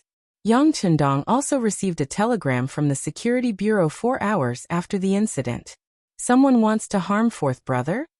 Yang Chendong suddenly stood up, his entire face terrifyingly cold. Dragons had reverse scales, and one of Yang Chendong's reverse scales was his family and loved ones. Investigate the ins and outs of this matter clearly. I want to know all the details of this matter. Yang Chendong was angry. The pitiful one was the head of the Security Bureau, Yang San. After he received the order, he immediately decided to set off for the Nanjing Imperial Court. However, before he left, he reported a clue that he had just found to Yang Chendong. Young master, we have a new clue about the transmitter of 9826. Nanning Imperial Court. Bai Kuan stood on top of the city gate tower, wearing a suit of armor. In the past 2 days, after countless psychological struggles, he finally made a decision before he received the Southern Ming Imperial Court's decree. That was to fight against the 5-star army. There was a high possibility that he would lose this battle, but he still had to do it. Since he had already surrendered to the Southern Ming Imperial Court, he could only walk this path to the end. He had once surrendered to the Southern Ming Imperial Court from the 3 provinces army. If he surrendered to the 5-star army from the Southern Ming Imperial Court, wouldn't he be like Lu Bu, a slave of 3 surnames? Think about it, Lu Bu was the #1 general during the 3 Kingdoms era, but what good end did he have at that time? And what good reputation did he have today? No. Just the sign of a slave of 3 surnames nailed him to the pillar of shame, never to rise again. With such a living example in front of him, Bai Kuan didn't want to be such a person. Of course, the most important thing that prompted him to make such a decision was that the day after he surrendered to the Southern Ming Imperial Court and met Zhou Xiang, his family was forced to be sent to the capital of the Southern Ming Imperial Court. Gloriously, it was to protect his family and let them go to the capital to enjoy life. However, no one could see that this was simply treating his family as hostages. For the safety of his family, Bai Kuan could only do this. After making the decision, all the soldiers in the Nanning Imperial Court were gathered by him. In order to increase the chances of defending the city, he even ordered people to gather all the men, women, and children in the city. He was already prepared to perish together. This time, even if he lost, he wanted to label the 5-star army as immoral. As for himself, as long as his family was safe, he didn't care if he died. It had to be said that Bai Kuan's decision was very bold.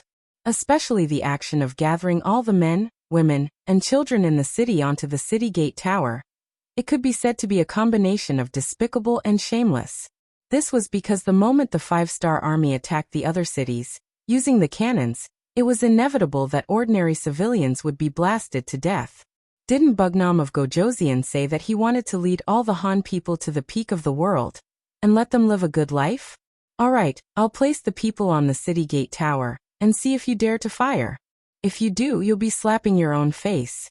At that time, who will believe you? Yi Zichen thought. Alright. Amidst the weeping and crying, the city gate tower was filled with mournful wails. The civilians didn't know what kind of impact they would have on the city gate tower. They only knew that now that they were pushed to the front lines, they would become cannon fodder if they didn't do well. Because of this, they all cursed Baikuan's 8 generations of ancestors in their hearts.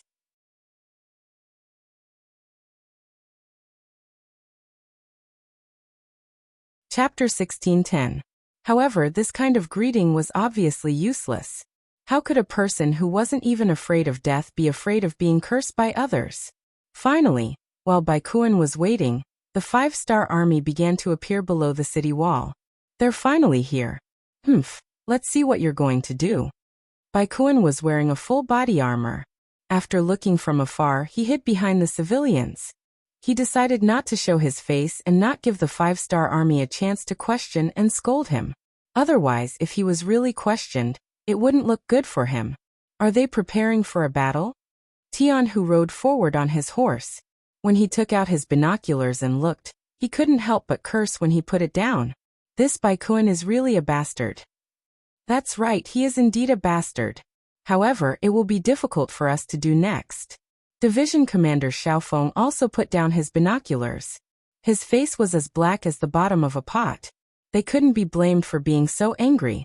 Who would have thought that Baikuan would push the commoners onto the city gate tower?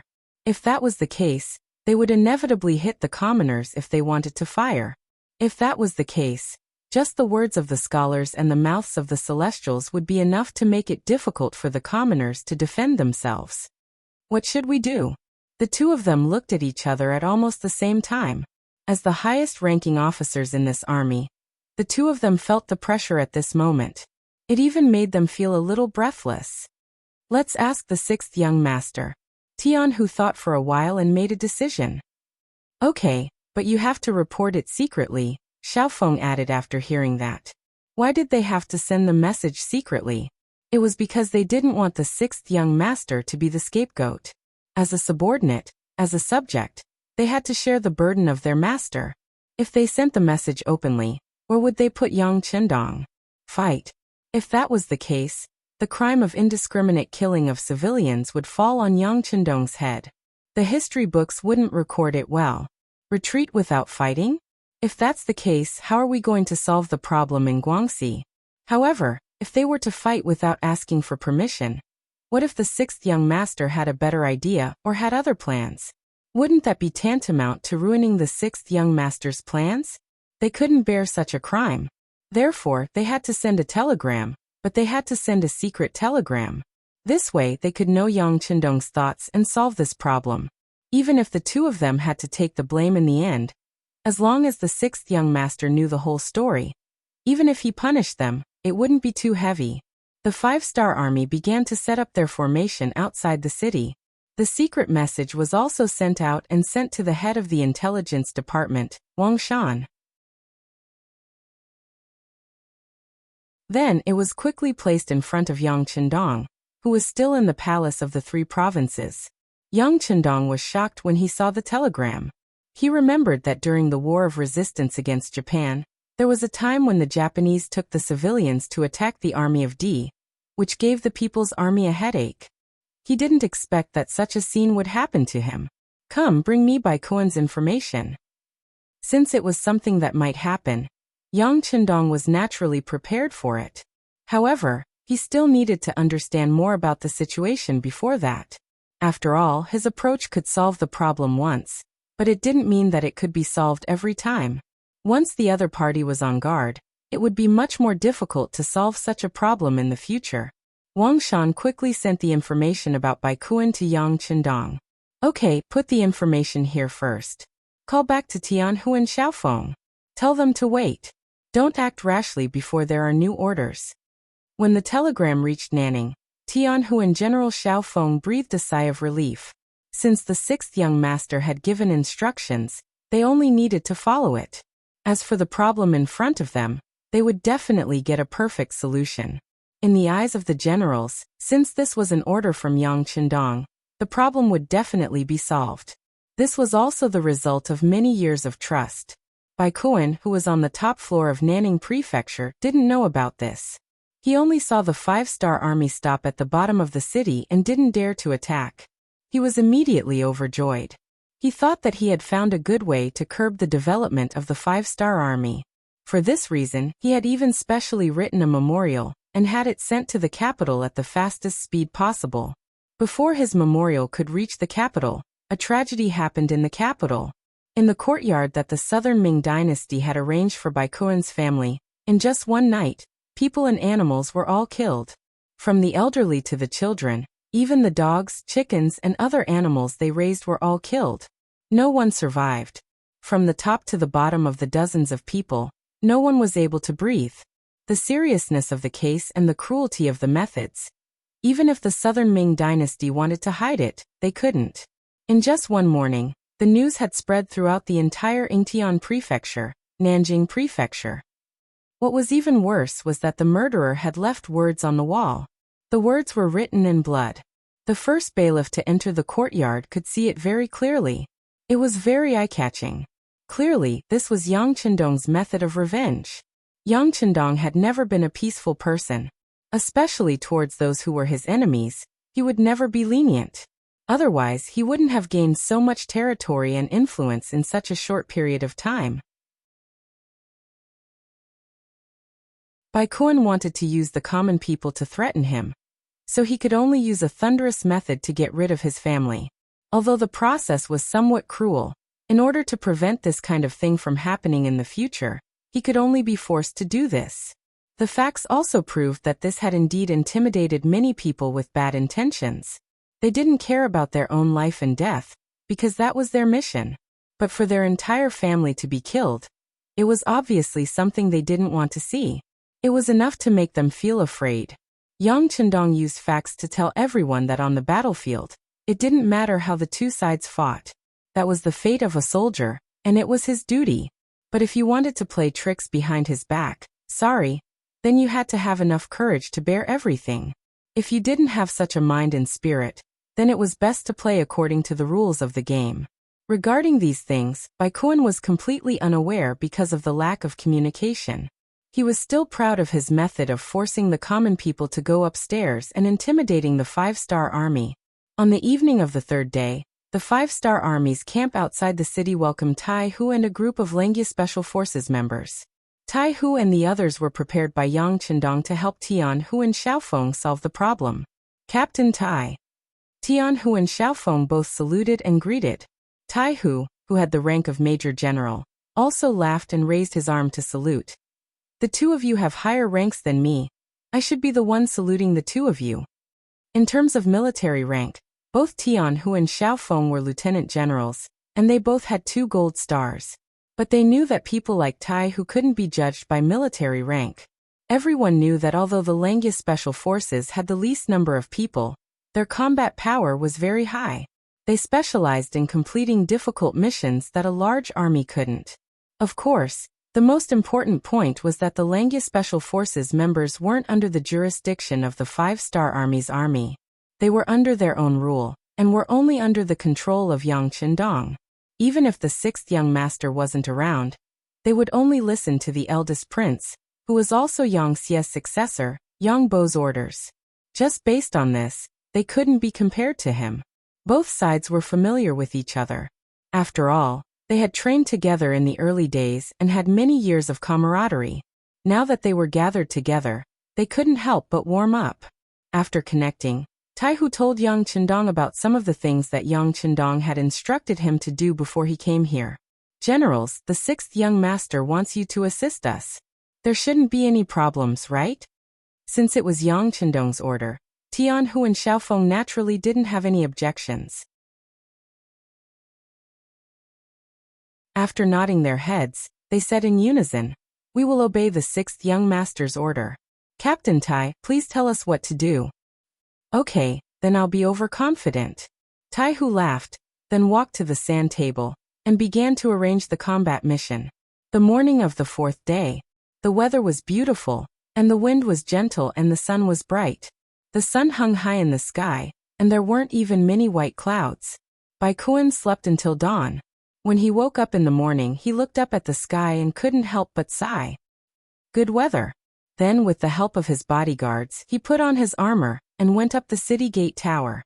Before they could reach the top of the city wall, someone had already reported that the 5-star army had started to move. The 5-star army's field cannons had also started to advance. What? Do they really dare? Hearing this, Bai Kuan's face tensed up. He was most afraid that the 5-star army would disregard all criticism and launch a fierce attack. In this way, although the other side would also be criticized by the public, the first to die would be him. This was something he absolutely didn't want to see.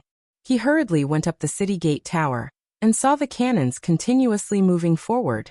Not only that, the 5-star army also split up. A large number of cavalry moved towards the north and south gates. What are they doing? Bai Kuan was puzzled at first. After thinking it through, he couldn't help but let out a sigh of relief. What? Do they want to play a trick of surprise? Then you are destined to miscalculate. On the other city gate towers, I have also arranged for many civilians. Unless you dare to risk universal condemnation, you can dream of attacking the city. The 5-star army's actions didn't make Bai Kuan feel afraid. He had a feeling that the other side was just bluffing. They wouldn't dare to casually attack civilians. Since that was the case, what was there for him to worry about? Bai Kuan's heart calmed down. However, what he didn't know was that in the sky above him, there was an air force flying over.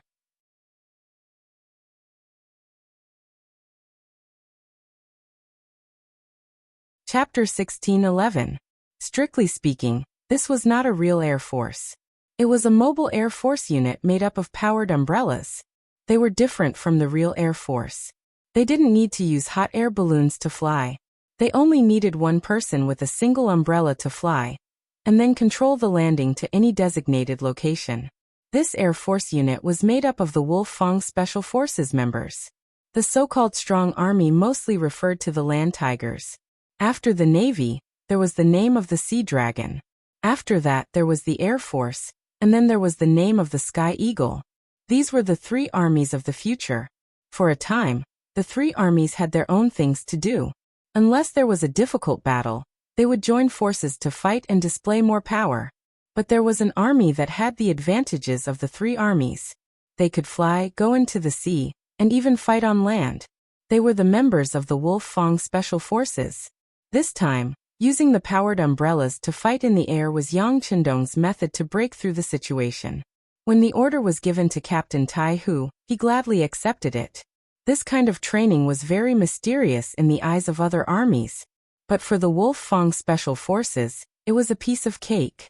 They didn't know how many times they had trained like this.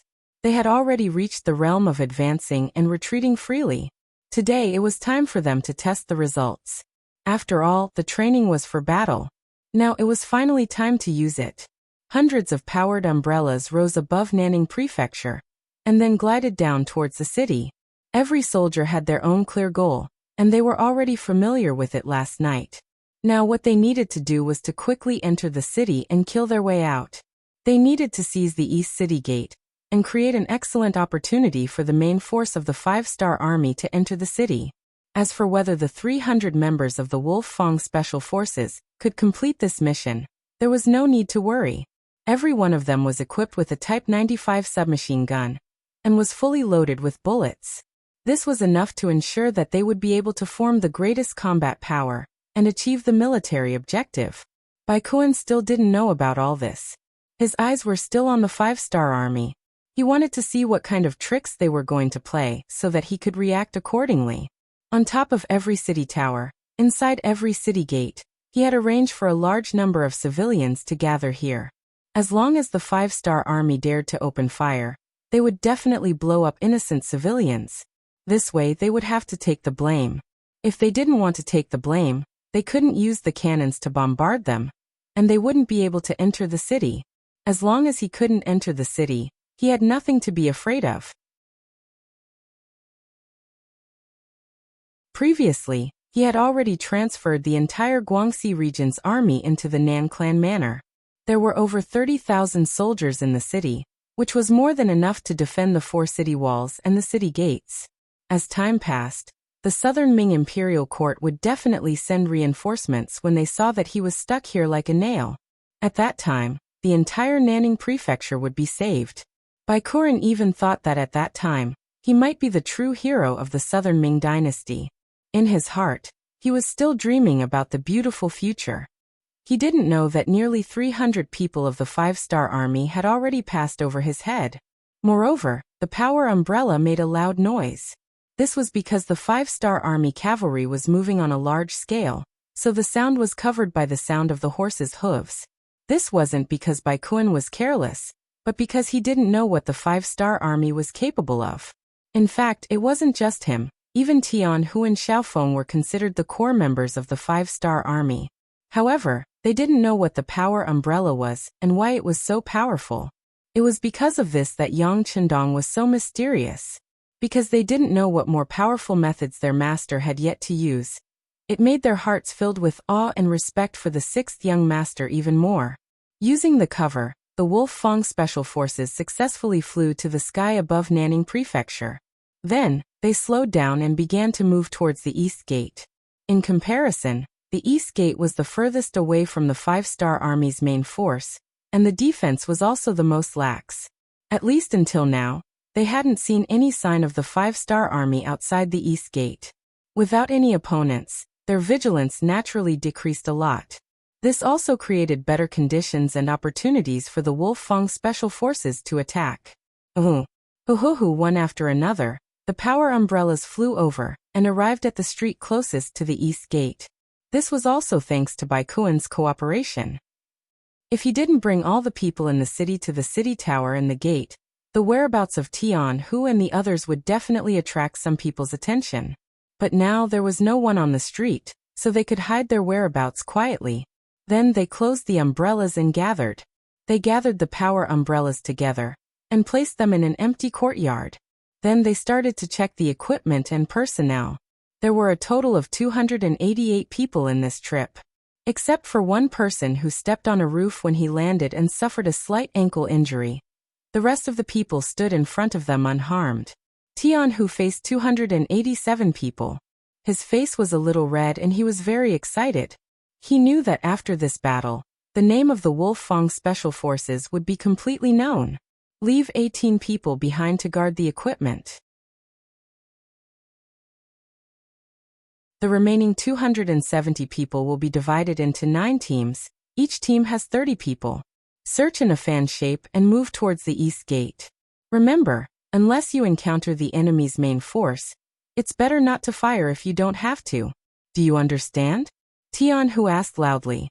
In the entire team, except for the 18 people who were about to be left behind, the rest of the 270 people answered in unison.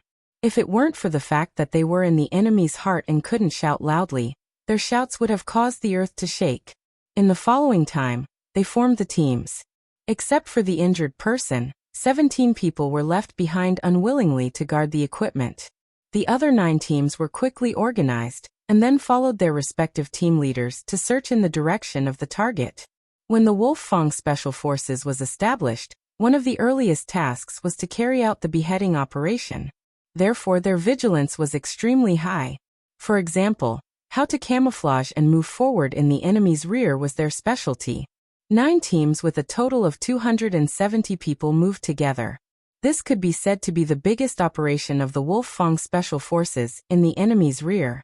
Everyone knew the importance of this task, so they were very careful when they moved forward. No one wanted to drag the whole team down, because of their own reasons. The result of their concerted efforts was that they were not discovered by anyone until they moved to the East Gate. Team 3 and Team 4 will take the initiative to attack. The other teams will protect them. If things go wrong, you can choose to shoot. When they moved to a place 1 mile away from the East Gate, Tian Hu made a gesture to stop the team and start to arrange the situation. 5 minutes later, Teams 3 and 4 with a total of 60 people became the first echelon. They walked out of the darkness and moved toward the East Gate, which was slightly empty. These 60 soldiers were all wearing the military uniform of the South Ming Army. This was one of the items they had obtained when they encountered the patrol team of the South Ming Army. Now was the time to borrow this flag. Outside the East Gate, the soldiers of the South Ming Army stood in a mess. Some of them had even leaned against the bricks below the city gate tower, closing their eyes to rest or taking a short nap. The soldiers would only open their eyes when the civilians under the city gate moved. Then they would reveal a ferocious look, warning and threatening the innocent civilians not to move. Otherwise, the consequences would be very serious. When Tai Hu and the others saw this through the binoculars, they gritted their teeth in hatred. Was this how the strong bullied the weak, and the strong bullied the weak? Did they only know how to threaten the defenseless civilians? What kind of ability was this? Fortunately, Teams 3 and 4 attacked at this moment. It was time to save the civilians. They were all wearing the military uniform of the South Ming Army, and looked like they had just returned from a patrol. Even if some of the South Ming Army saw them, they did not think much of it and continued to do what they were supposed to do. After all, they were on the same side and there was nothing to be suspicious about. 400 meters, 300 meters, 150 meters. When they were finally 50 to 60 steps away, those with good eyesight could clearly see the faces of the other party. A Chiliarch of the South Ming Army had a puzzled expression on his face. He realized that he did not recognize a single one of the South Ming Army.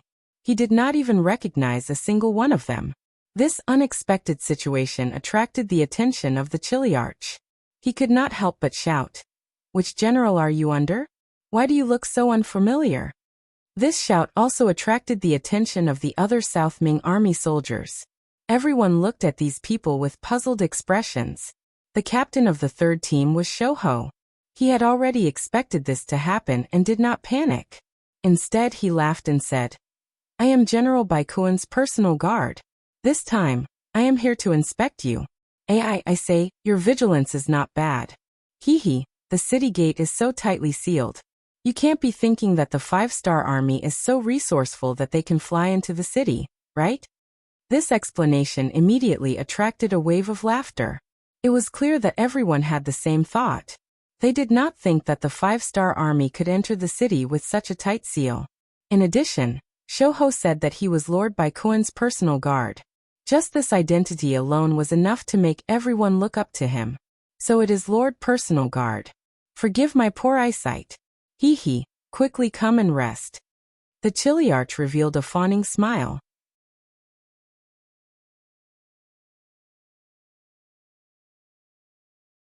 Chapter 16:12. Since someone invited him, Shouho naturally wouldn't be polite. He called the members of Squad 3 and 4 and strode towards the East City Gate. While walking, they also intentionally tidied up the long backpack behind them. It contained the 95 style. Completely caught off guard, Shouho brought his men to the side of the Chiliarch. The other members also began to move closer to the other soldiers of the Southern Ming Army. A silent killing intent was spreading. The Chiliarch seemed to be a chatterbox, but he also seemed to have a friendly personality. When he saw Skinny Monkey standing in front of him, he walked up with a smile. Then he noticed the long cloth bag and asked curiously, "Lord Bodyguard, may I know what this is?" "Why? Do you want to know?" Shouho didn't have any intention to refuse. He smiled and took the long cloth from his back and placed it in front of the Chiliarch. "Ah, can I see it? In that case, I'd like to broaden my horizons." The Chiliarch chuckled with an intrigued look on his face. It seemed that everyone was very curious about the unknown. At this moment, not only the Chiliarch, but the other Southern Ming soldiers also came to the side of the Langia Special Forces members with curious looks. Even the Southern Ming soldiers who were responsible for guarding the civilians also gathered. "Oh, I see. Then I'll show it to you. This is the secret weapon prepared by Lord Baikuan." Skinny Monkey-like laughed, then gave a look to the other Special Forces members. Then, the long cloth strip was slowly opened, and the black gun body appeared in front of the Southern Ming soldiers. Most of these Southern Ming soldiers were people who rebelled with the 3 provinces King Zhuhuitu. But after Baikuan surrendered to the Southern Ming Army, they also changed and became part of the Southern Ming Army. For people like them, Their military quality was very ordinary, not to mention their knowledge. For people like them, firearms were something they had only heard of and had never seen with their own eyes. Not to mention the extremely advanced 95 style. When this thing was taken out, they only knew that it was an iron lump. As for what it was used for, they had no idea at all. Shou Ho and the other members took out the 95 style in front of the enemy, then held it in their hands and pulled the safety. How is it? Have you never seen him before? Let me tell you, this is the newest firearm. Its name is the 95 style. How about this? There's no point in just talking about it. I'll show you all their might so that everyone will have more confidence when it comes to defending the city. Yes. Let us take a look, and we will be more confident. The Southern Ming soldiers nodded in agreement. They didn't know that at this time, they had already taken a step into the gates of hell. Skinny Monkey and the others didn't expect things to go so smoothly. Each of the team members quickly communicated with each other with their eyes. Skinny Monkey even straightforwardly made a hand gesture. This was not only for the 59 team members beside him to see, but also for Captain Tai Tiger, who was a mile away. He was sending the signal to attack. Fire. Everything was ready. The Chiliarch was still standing together with the soldiers, waiting to watch the show. Suddenly, they realized that the black muzzles were pointed at them. Before they could react and understand what was going on, gunshots rang out. Bullets flew out from the muzzles as if they had eyes and hit their bodies. In exchange, the Southern Ming soldiers fell to the ground one after another. Their bodies were strangely identical, with bullet holes that were bleeding. At such a close distance, and when the enemy wasn't prepared, the 1,000 Southern Ming soldiers didn't even have time to react before they fell to the ground one by one. The originally bustling East City Tower instantly became much more spacious. Charge! Tai Tiger was overjoyed when he saw all of this. Skinny Monkey and the others had successfully completed their mission and occupied the East City Gate. Now it was time for him to launch his attack. He stood up and gave the order to the other members of the Special Forces to charge. At the same time, he raised his hand and shot a red signal flare into the sky, signaling to the 5-star Army cavalry outside the city to attack. The first to be frightened by the sudden change on the city tower were the commoners who were driven into the city. Just a moment ago, they saw the Southern Ming soldiers surrounding Skinny Monkey and the others. But in just a short while, all of them fell to the ground and became corpses? What kind of powerful weapons were these people holding? Also, if these people wanted to attack them with guns, what should they do? Wait for death. Even at this time, the commoners were still cowering and huddling together.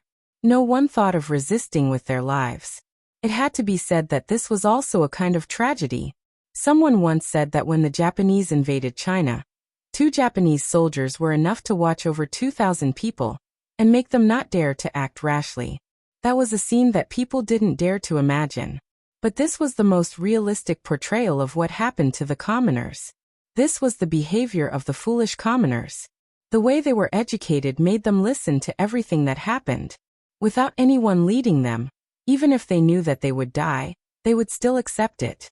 They didn't even have the thought of resisting. It really made people angry and sad. However, this kind of thing wouldn't happen in the future. After becoming a Yangtze citizen, they would be educated and learn how to read and learn. At that time, they would know that people's lives were equal. If others wanted to kill them, they would kill them back. This was a legitimate defense, and also a result of human nature. In this way, if someone wanted to harm the Han people in the future, they would have to wait for the countless Han people to stand up and resist them. At that time, even if you were a devil, the commoners would work together to tear you to pieces and defeat you.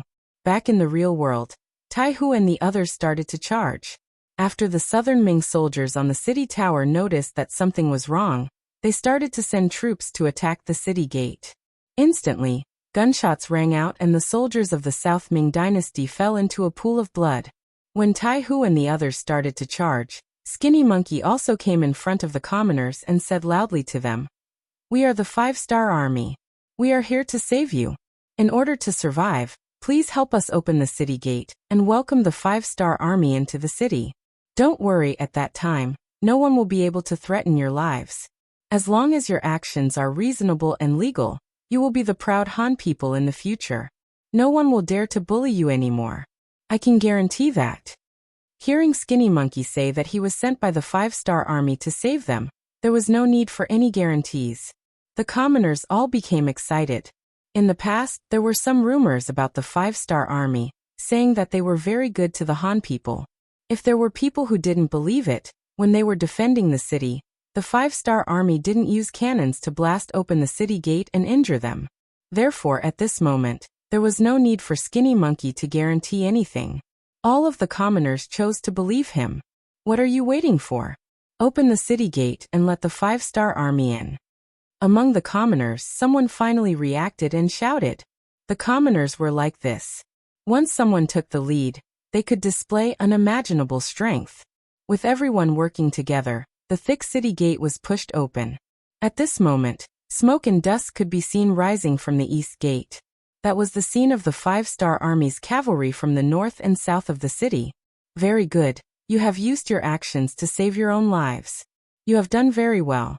However, there are still many commoners like you who are being used at the other 3 city gates.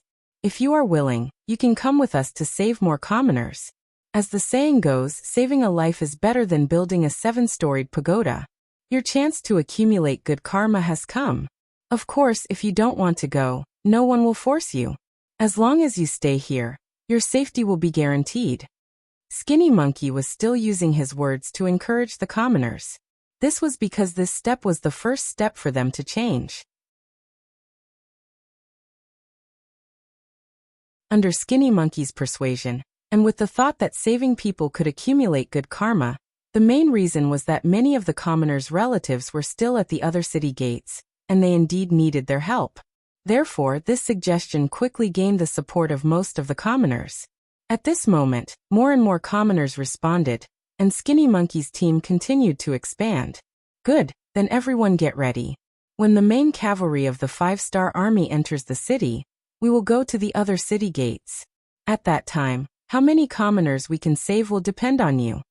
Skinny Monkey was very satisfied with the commoners' performance and immediately grinned. In front of the city gate, Taihu led 7 small teams to snipe the South Ming army coming down from the top of the city gate. Those who were able to join the Wolf Fong Special Forces and pass the assessment were all very skilled. As for the marksmanship, it was the focus of their training. Not all of them were sharpshooters, but they were not far from it. When they unleashed their godly spear techniques, none of the southern Ming soldiers who rushed down the city walls were able to escape. They were all shot to death. Thousands of people rushed down continuously, but none of them could reach the city gate. The general guarding the east city was finally afraid. He no longer sent people to attack the city gate. Instead, he lit up a thick smoke and began to warn them. At this moment, countless cavalry soldiers of the First Army entered the city through the east city gate. At this point, the scales of victory began to tilt. Bai Kuan was still watching the performance of the 5-star army on the west city gate tower. When he saw the cavalry of the 5-star army constantly moving and the ground rumbling, he had already changed from the initial fear to the current calm.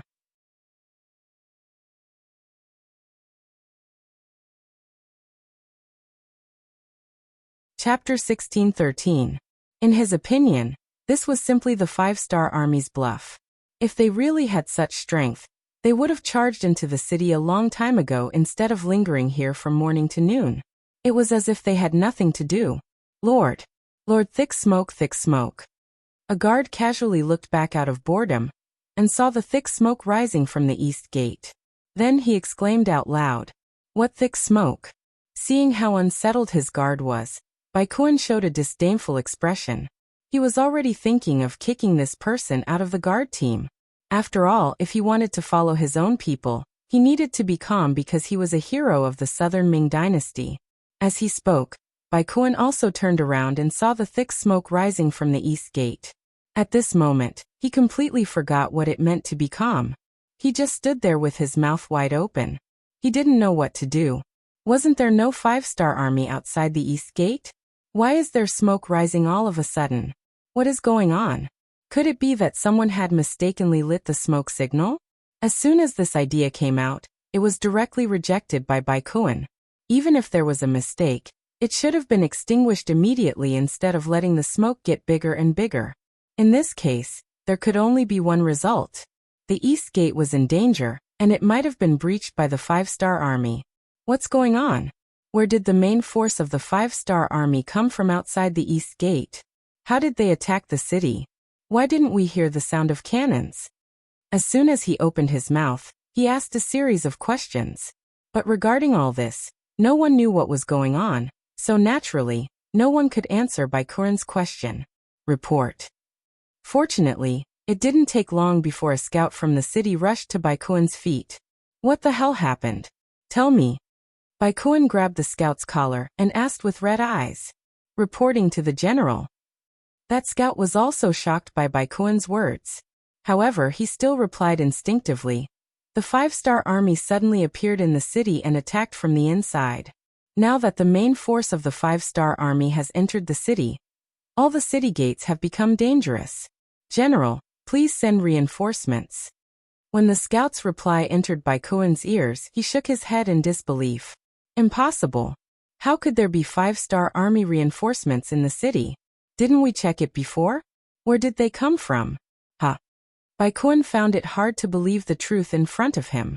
If someone were to tell him right now that the 5-star army's reinforcements had flown over while his attention was focused on the cavalry below the city walls, he would definitely not believe it.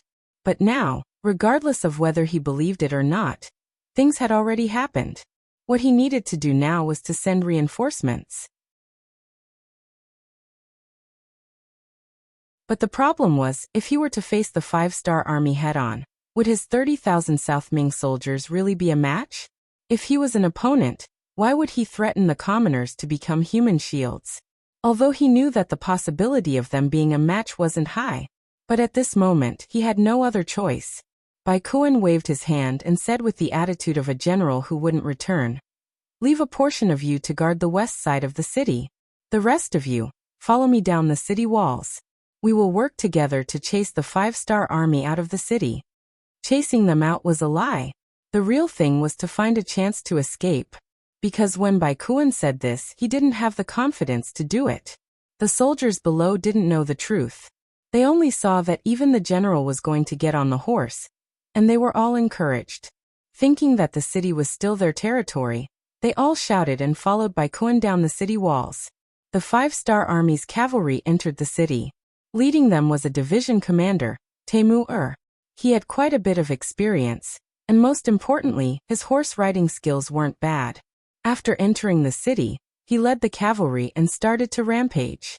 Whenever they met the South Ming reinforcements, the cavalry would crush the South Ming infantrymen in an instant. After the cavalry charged past, the ground was covered with corpses.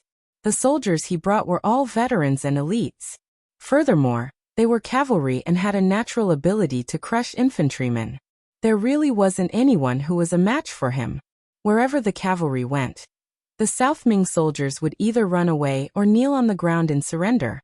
The world's #1 cavalry was simply too strong. They were so strong that no one was a match for them after entering the city. Under Taimur's leadership, they first attacked the North City Gate and defeated the South Ming soldiers there. They opened the city gate from the inside and allowed the soldiers of the 2nd Division to enter the city. Following this, the 2nd Division headed straight for the South City Gate while Taimur led his troops to the West City Gate. As the saying goes, enemies are bound to meet.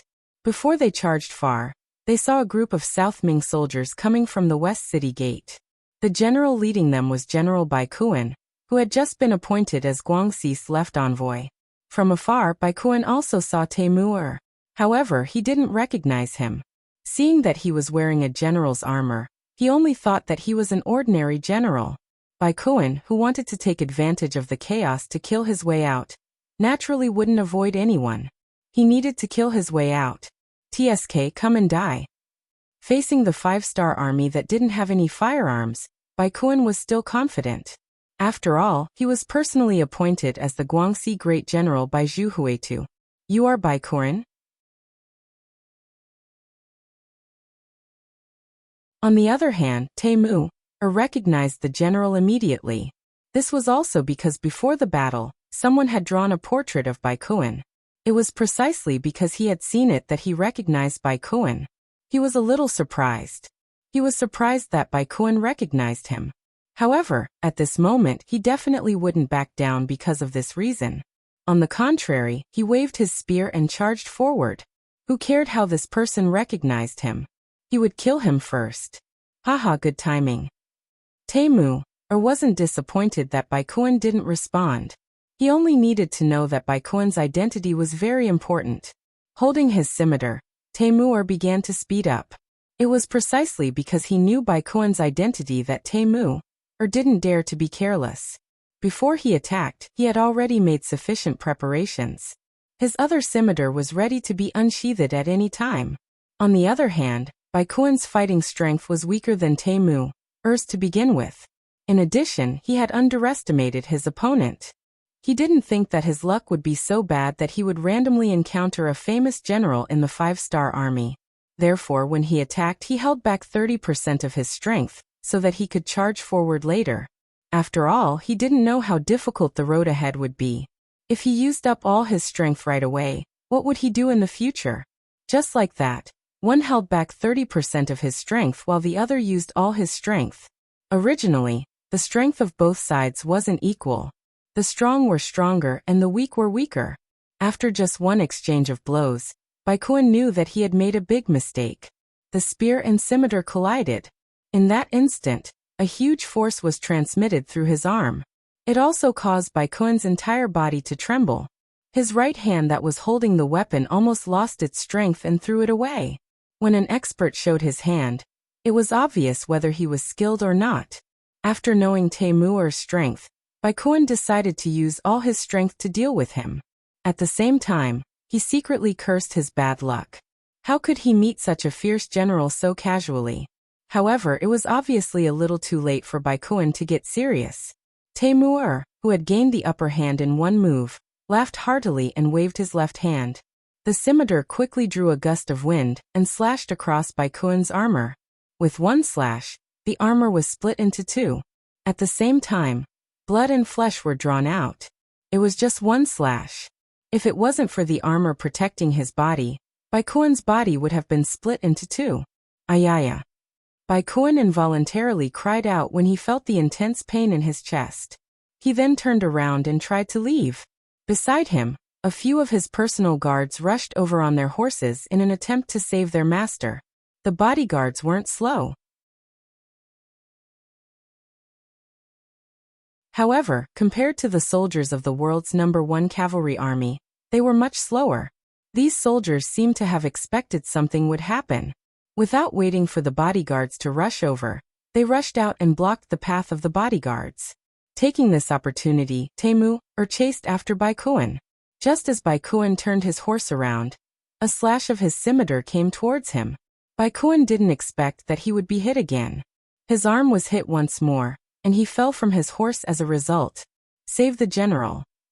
When the bodyguards who didn't have horses saw this scene, they quickly rushed forward and blocked Taemu with their lives. Then, under the protection of the bodyguards, Baikuan, who was covered in blood, led the infantrymen behind him and kept retreating. Take the small path. Although Baikuan had been slashed twice, he was still conscious. After that exchange, he saw the power of the 5-star army's cavalry. He knew that it wasn't realistic to escape by the main road. The only way was to rely on everyone's familiarity with the terrain of Nanning Prefecture, and take the small paths to shake off their pursuers. The South Ming army was retreating while blocking the enemy. Along the way, they left behind more and more corpses. Hence, Baikuan was getting further and further away from Taemu. He was now 70 steps away. Let's stay. Seeing the fat meat in his hands trying to slip away, how could Taemu agree? If he really let the target escape, who knew how the other division commanders would laugh at him when he returned? He took out the Big Dipper crossbow from his back and pulled the bowstring. The Big Dipper crossbow was the exclusive weapon of the world's #1 army. Because the materials used to make it were expensive, it wasn't easy to make. Hence, the only army that could use it was the world's #1 army. When the Big Dipper crossbow was taken out, The so-called South Ming army became a target that couldn't withstand a single blow. Faced with the crossbow that could fire 7 arrows at a time, and the speed at which the arrows were loaded and loaded was extremely fast, a large number of South Ming soldiers fell in just 2 waves of attacks.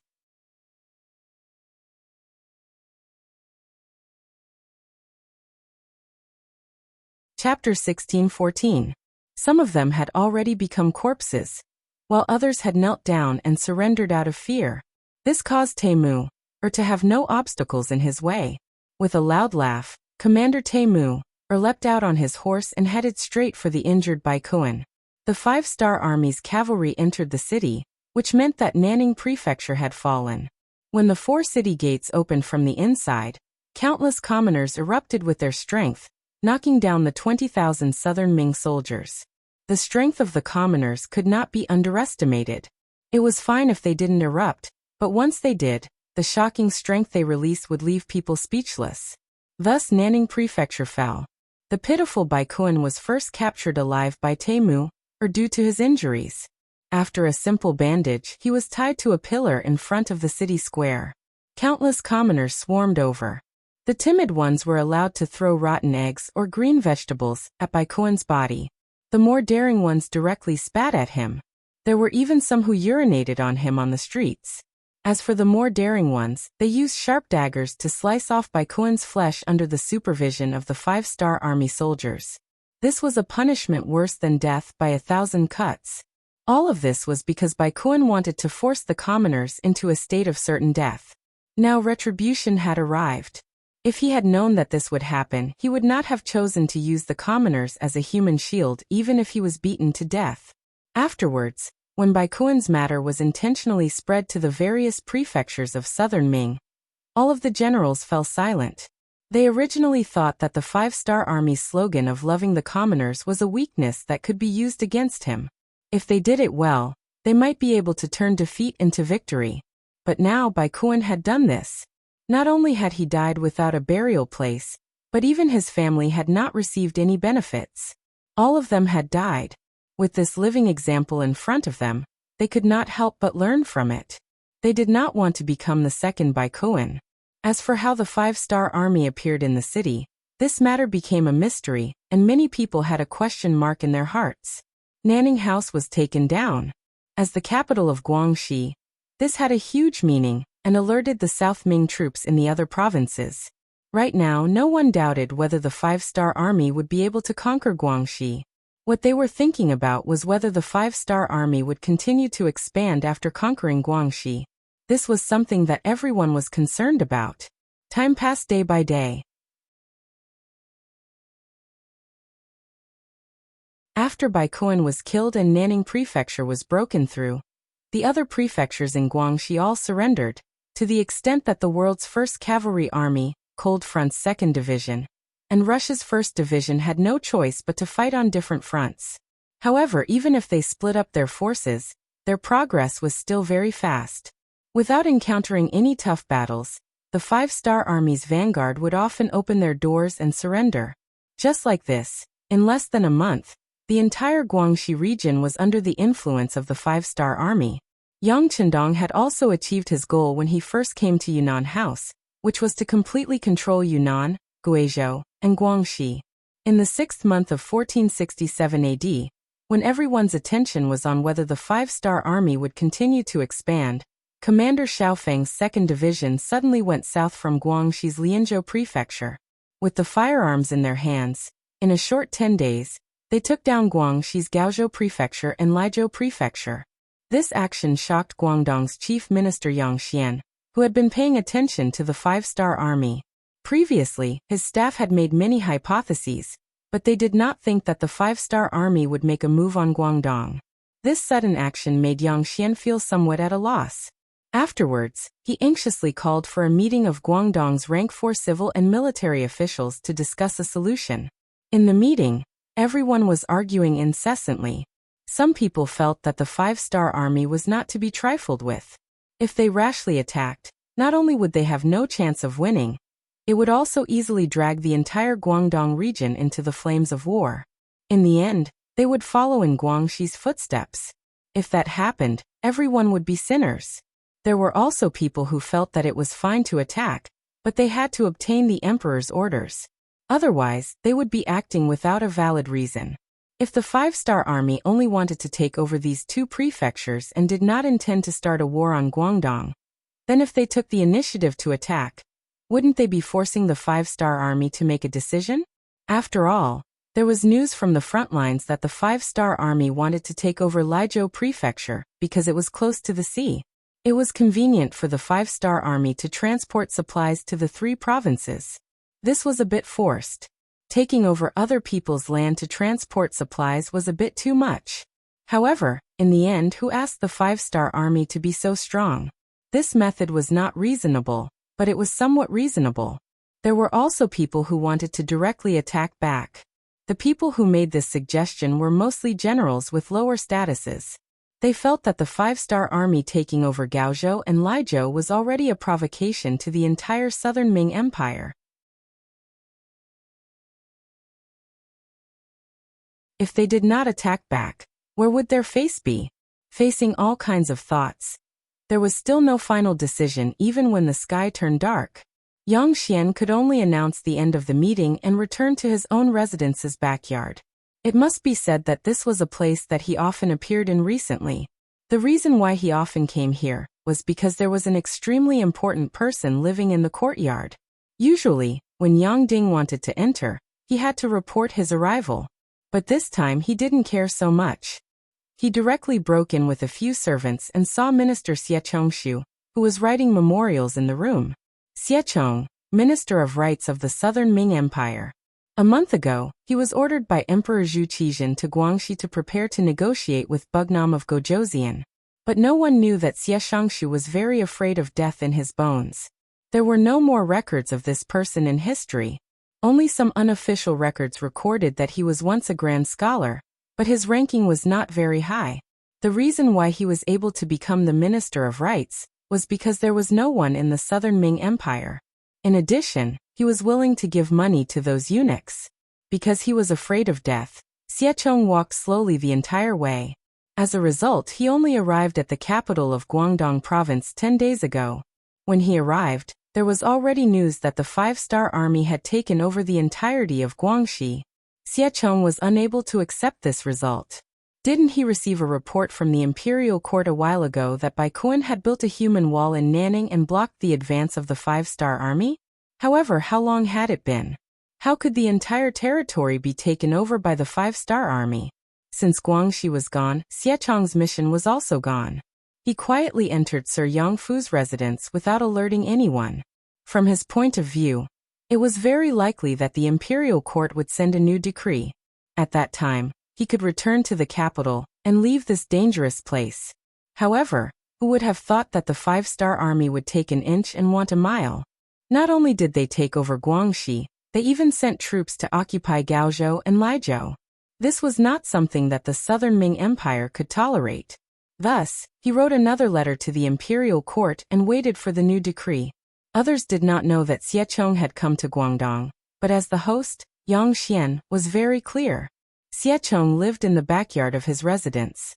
If he wanted to see him, he could do so after notifying him. Tonight, he suddenly barged into the courtyard because he wanted to ask what the emperor and the imperial court were thinking.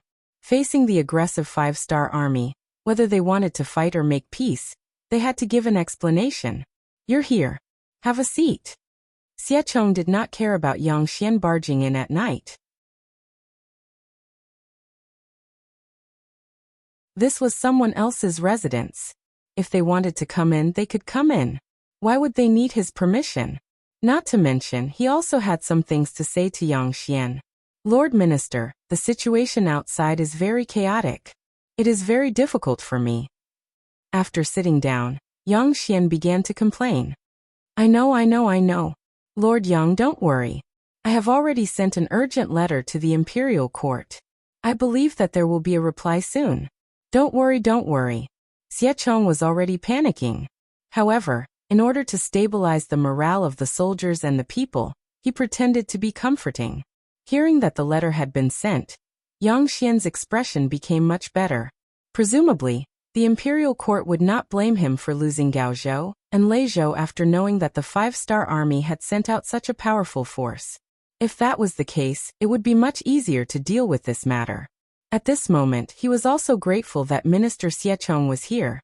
At least his position was not the highest. If something really happened, he would not have to take the blame. Although his mood became better, it was impossible to say that he was completely at ease. After all, he was the chief minister of Guangdong, the highest-ranking official here. If something happened in Guangdong, Xiechong would be punished. He would not be any better.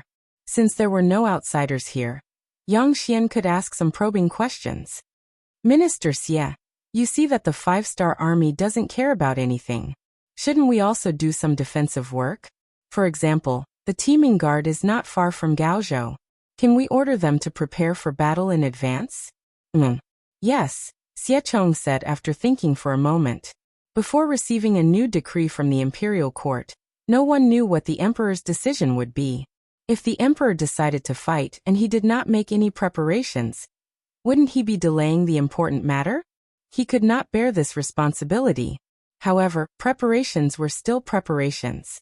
After thinking for a while, Xiechong said, Lord Yang, you can order the Guanghai Guard to make appropriate preparations. However, you must remember that if the five-star army does not intend to continue east, do not take the initiative to provoke them. Violators will be punished according to military law.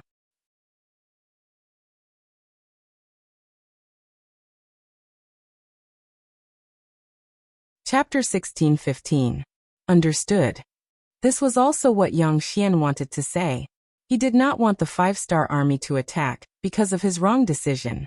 If that happened, there was an 80% chance that the Guangzhou prefecture would follow in the footsteps of the Nanning prefecture. The problem was, after the five-star army conquered Guangxi, would they continue to attack the east and conquer Guangdong? The answer was in Yang Chendong's heart, they would not. There were many reasons why they would not do so. For example, they did not have enough excuses, they did not have a good reason to attack, the current southern Ming was quite strong, and if they continued to fight, both sides would suffer losses, etc. Ultimately, Yang Chendong, or Yang Xie and the five-star army, were not fully prepared. 6 years ago, because Yuandong province was attacked, Yang Chendong personally led the army and fought until now. The results of these 6 years were so great that it completely exceeded Yang Chendong's expectations. Before this, he wasn't mentally prepared for this. Even if they conquered 3 provinces this time, it was because of Zhu Huihua's provocation. Otherwise, Yang Chendong would have returned to Qiqian City to rest. The situation was already beyond his expectations. The management staff could not keep up, and the army also needed to rest after a long battle. If he wanted to attack southern Ming, he did not know how much military resources and supplies he would need. Before all of these were prepared, Yang Chendong wanted to stop here. Of course, if southern Ming took the initiative to provoke him, then he would not be polite. If he didn't have enough management personnel, he could just use the old people from the southern Ming Empire. Then when there were new people, he could slowly replace them. Although doing this would cause instability in the rear, Yang Chendong wouldn't admit defeat when facing the southern Ming Empire's army. As for conquering Gaozhou and Leizhou, Yang Chendong really wanted to open up a sea supply route. In this way, all kinds of military supplies could enter the 3 provinces faster, and it would play a great role in stabilizing the situation. With such benefits, he had no choice but to do it. As for whether this would cause the southern Ming Empire to be disgusted, or even take the initiative to send troops, Yang Chendong didn't want to think too much about it. What's the matter? You guys didn't care when Zhu Huiqiang sent troops to Langsun. You guys even supported Zhu Huiqiang with cannons. You even let Wang Mubin of Shiping deal with me. Taking down these 2 houses would be considered as interest. That was what Yang Chendong thought. After allowing Xiaofeng to take down Leizhou Prefecture, he ordered Lung Feng and the 2nd Division to build a port to receive the resources from Qiqian City. He himself was waiting for the Southern Ming Imperial Court to send someone to negotiate with him. Although there was a Southern Ming envoy named Zhou Xiang in the Nanning Prefecture, Yang Chendong wasn't going to talk to him. This person's rank was too low. He had already received news that Minister Xiechong had personally come. Since that was the case, it was better to have a chat with this person. Zhou Xiang, who had been neglected, was much more haggard than a month ago. He didn't know what was going on outside. He couldn't sleep well and didn't eat well. He had lost more than 5 kilograms. He had also requested to meet with His Highness Bugnam of Gojoseon more than once. At this moment he no longer had the arrogance from before. Even when he spoke to a courier, he was very polite. However, even though he was polite, the courier didn't take him seriously. Perhaps it could be said that the order he received was to watch Zhou Xiang and the others. Everything else had nothing to do with him. He had requested for a meeting for several days. In order to achieve his goal, he had even taken out all of his valuables. It was all to curry favor with the courier. However, there was still no progress. At first he thought that the other party thought it was too little, so he kept increasing the price. However, in the end he realized that the other party really didn't want to accept it. On this point, Zhou Xiang was filled with emotions. Since ancient times, there had been a saying that there were 7 rank officials in front of the Prime Minister's door. It was said that the status of a servant was similar to that of the master. When the master was powerful, the small people under him could also benefit and even rise to the heavens. Just like in the current Southern Ming dynasty, many servants of the big families were all arrogant. Sometimes they could even complete some tasks that only the officials could do. When they returned, they would receive some benefits. This was something that everyone tacitly agreed upon. After all, many things that the master wanted to do required the servants to complete. Why didn't this work in the 5-star army? Just from this small matter, one could see the power of the 5-star army. He couldn't even bribe a small courier. Zhou Xiang didn't know what else he could do. Just like that, the days passed with sighs and sighs. Until one day, Ba Daojiang suddenly appeared in the courier. When Zhou Xiang saw the other party, tears actually flowed out of his eyes. It was as if he had seen his family after many years. At this moment, Zhou Xiang was indeed very emotional.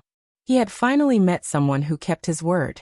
Assistant Minister Zhou, what happened to you? Could it be that someone mistreated you? Ba Daojiang was also shocked by the tears flowing out of Zhou Xiang's eyes. He instinctively thought that someone had done something unfavorable to the Southern Ming dynasty. No. Seeing that Ba Daojiang had misunderstood, Zhou Xiang shook his head and said, "We are very good here. There is enough food and drink, and there is a lot of variety. It is really good." This wasn't to say that Zhou Xiang was flattering, but it was the truth.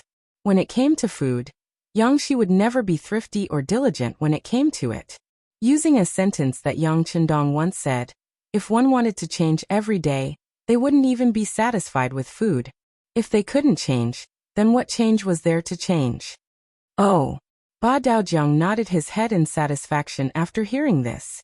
He also didn't believe that someone would dare to do such a thing. The 5-star army rewarded the soldiers with great merits very generously, but at the same time, the punishment for the soldiers who made mistakes was also very severe. It was just like how the soldiers didn't dare to accept Zhou Xiang's money, because once they accepted it, it wasn't a matter of whether they could keep their money, but whether they could keep their lives. At that time, their family would also be humiliated because of it. Everything was just for a bit of money, but they had to pay such a heavy price. It was no wonder that although the soldiers were tempted, none of them dared to accept the money. Ba Daojiang knew that there wasn't a problem with the treatment, but he was even more curious. Why was Zhou Xiang crying when they met again after not seeing each other for more than a month?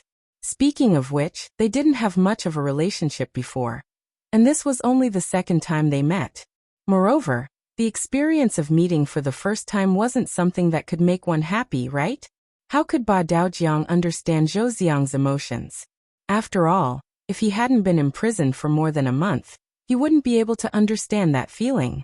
It was just that the smart Zhou Xiang would not voice out his feelings during this period of time. If he had the slightest bit of resentment, he was afraid that he would provoke the other party and leave in a huff. If that happened, he would not be able to call out to the heavens and the earth. He did not know how long he would have to endure. Not only did he not dare to complain, he also pretended to be fawning and asked, "Sir, is Bugnam of Gojoseon here to see this official?" Oh, that's not it.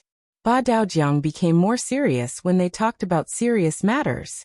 Little did he know that the moment he said this, Zhou Xiang's mood instantly fell to the bottom. If he wasn't here to see him, was he just here to greet him? Or was he here to see if he and the others were dead? Or was he here to end his life? When he thought of the latter, Zhou Xiang's face turned green, then quickly turned pale. It was obvious that he was really afraid. Ba Daojiang saw Zhou Xiang's expression and already guessed what he was thinking. He couldn't help but chuckle and say, "Assistant Minister Zhou, don't think too much. This time, I'm here on Bugnam of Gojoseon's orders to let you and the others go." We've already received news that your Minister of Rights, Xiechong, has arrived at the Guangzhou government. Since he's here, it's better to let him handle the negotiations. You can go back now and inform Minister Xie to come to the Nanning government. At that time, Bugnam of Gojoseon will also arrive at the Nanning government. If there's anything, it's better to discuss it in detail there. After saying this, Ba Daojiang seemed to have thought of something and added, "By the way, Bugnam of Gojoseon is busy with military affairs and has many things to deal with. Therefore, I hope that Minister Xie can arrive at the Nanning government as soon as possible. If it's too late, I'm afraid that Bugnam of Gojoseon won't be able to hold back and continue to mobilize his troops. If that happens, then no one can be blamed. That's enough. I've delivered the message, so I'm leaving. Assistant Minister Zhou, you can pack up and leave with the diplomatic group as soon as possible." Ba Daojiang didn't care about Zhou Xiang's reaction. After saying this, he turned around and left, leaving Zhou Xiang with his back to him. Zhou Xiang stood in the same place for more than 10 breaths. After pondering over Ba Daojiang's words, Zhou Xiang suddenly let out a scream. Then he shouted, "Hurry, hurry, pack up, we're leaving now, right now." In the three provinces' king's residence, Yang Chendong was talking to Yao Yingjun in the main hall. The entire Guangxi had become one of Yang Xie's territories. Yunnan and Guizhou had begun to stabilize after more than a month of turmoil. So Yang Chendong had no need to stay here. After all, he wasn't Zhu Huiyan, nor was he the three provinces' king. In his eyes, there was only a palm-sized area. He called Yao Yingjun over to listen to his work report and the next step of the work plan. Fortunately, after more than a month of learning, Yao Yingjun had begun to adapt to his current work, and he was getting better and better at it day by day. In front of Yang Chendong, Yao Yingjun roughly explained the plans of the three provinces for the next few years. The main focus was on the migration of the people, distribution of land, and economic development.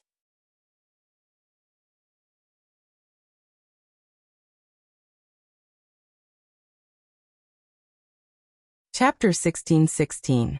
In the process of listening to the report, Yang Chendong would add some of his own opinions from time to time. Yao Yingjun kept nodding as he listened, and then took notes. Evidently, being able to hear Yang Chendong's direct teachings was something that all of the Yangxie officials were envious of. It took more than 2 hours for the report to be completed. At the end, Yao Yingjun looked at Yang Chendong and said, "Sixth young master, I have a request that I hope you can agree to." "What is it? Tell me." Yang Chendong thought that Yao Yingjun wanted financial support. After all, it was impossible to move without money. "Sixth young master, I would like to send my wife, Julienne, to Qiqian City. As you know, I will have a lot of work to do. I'm afraid that I won't have time to take care of my family in the near future. So, how was this about not having time to take care of his family?" Yao Yingjun was basically handing his family's weakness to Yang Chendong. Soon he would become a high-ranking official in the local government, a high-ranking official with real power in his hands. Moreover, he was so close to the southern Ming dynasty. Who knew how many people would want his position and play tricks behind his back? In order to prevent Yang Chendong from suspecting him, Yao Yingjun decided to send his family to Qiqian City. This way, the trust level would be much higher. For Yao Yingjun to make such a decision, it was enough to prove that he was a smart person. Yang Chendong liked to interact with smart people. This way he could save a lot of effort. Of course, Yang Chendong was more concerned about old friendships. Ever since Yao Yingjun joined the Yang faction, he had been working in the secret battlefront. It was not easy for him to lead an army privately. Now that he had to send his family away in such a short time, it was too cruel for him. Yang Chendong didn't want to leave an impression that he couldn't tolerate or trust people. Therefore, when faced with Yao Yingjuan's request, he only said after a moment of silence, "Julian doesn't need to go to Crimson City. She has lived here since she was young, and I'm afraid she won't be able to adapt to other places. Without you accompanying her, it would be even more boring. This young master doesn't want to break apart a couple, ha ha ha." Yang Chendong actually refused. Although Yao Yingjun was happy, he was also anxious. This was the time for him to show his loyalty.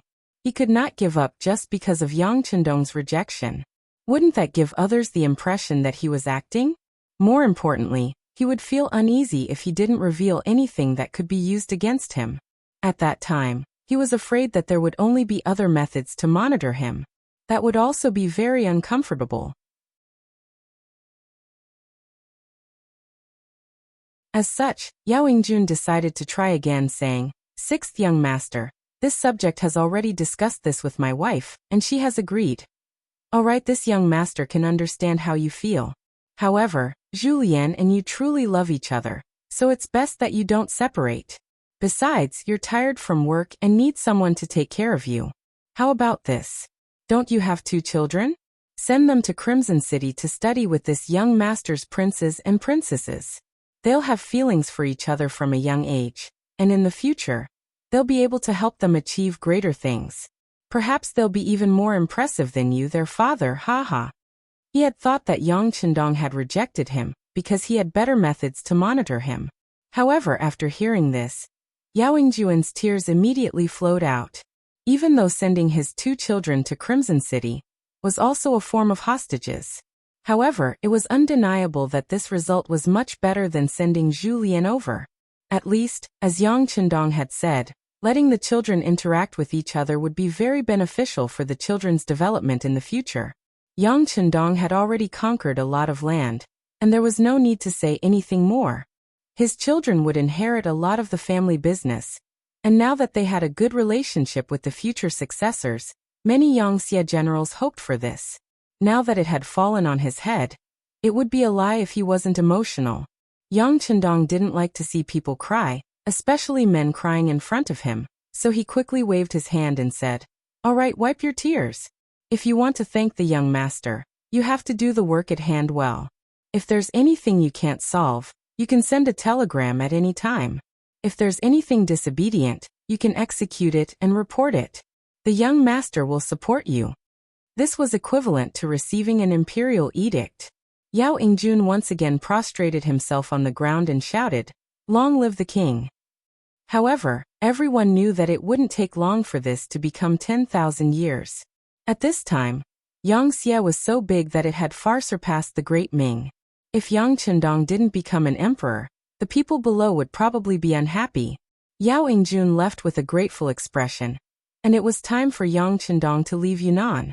Immediately, 2,000 black cavalry followed to protect them, and the Third Army's commander, Wuxia, personally led the troops to escort them. The group left Yunnan Prefecture and went straight to Nanning Prefecture. When Yang Chendong left the city, all the people in Yunnan Prefecture moved out. They came out of their own accord to send Yang Chendong off. It was because of this person's arrival that the people's lives had undergone earth-shaking changes. Not only did they no longer need to worry about war and personal safety, but everyone was also given a new piece of land and had a goal in life. This was something that many people had never dreamed of. Riding on the white dragon and looking at the scene of the people sending him off, Yang Chendong said emotionally to Yao Yingjun, who was sending him off, "Did you see that? Those who win the hearts of the people win the world. As long as the hearts of the people are there, there's nothing that can't be done. You local officials and officials must remember this."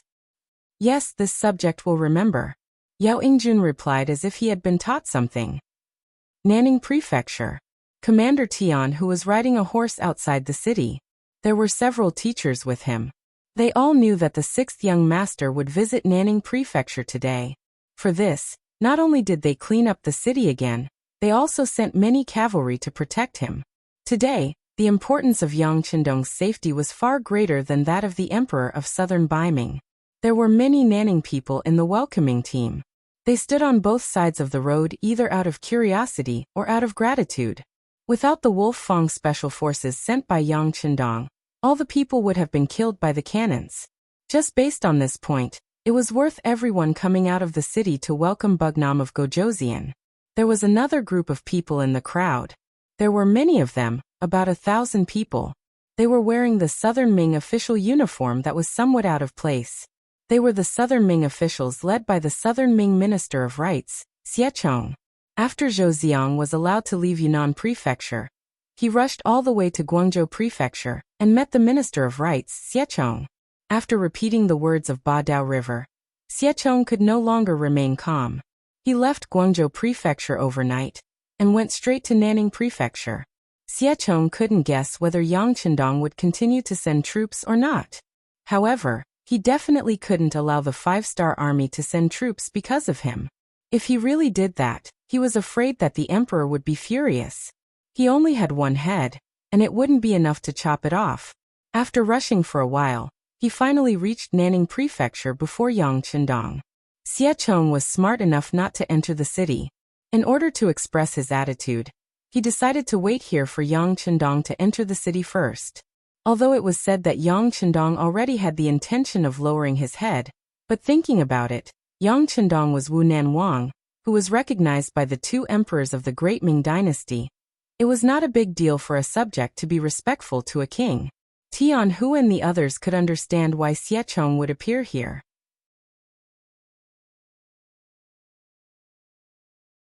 Especially when they saw that the Minister of Rights, who was so high and mighty, had to respectfully welcome their king at this moment. They felt even more honored. Didn't this also prove that the strength of the 5-star army was constantly rising? As everyone was looking forward to it, a black shadow finally appeared in the distance. Then one after another, the bright 5-star army flag could be seen. It's Bugnam of Gojoseon. Everyone line up. Tian Hu saw that the troops were getting closer and closer, so he hurriedly shouted. This time, because Division Commander Xiaofeng was in Laizhou Prefecture supervising the construction of the harbor, he didn't rush to Nanning Prefecture. Thus he became the boss here. If something went wrong, he would have to bear the main responsibility, so he couldn't help but be careful. Fortunately, the elite warriors of the world's #1 cavalry army were arranged everywhere, so safety shouldn't be a problem. About half an hour later, Yang Qindong's troops finally arrived in front of Nanning Prefecture's west gate. Tian Hu had already brought everyone to stand on both sides, and saluted to welcome them. At the same time, his eyes were filled with excitement as he looked at Yang Qindong.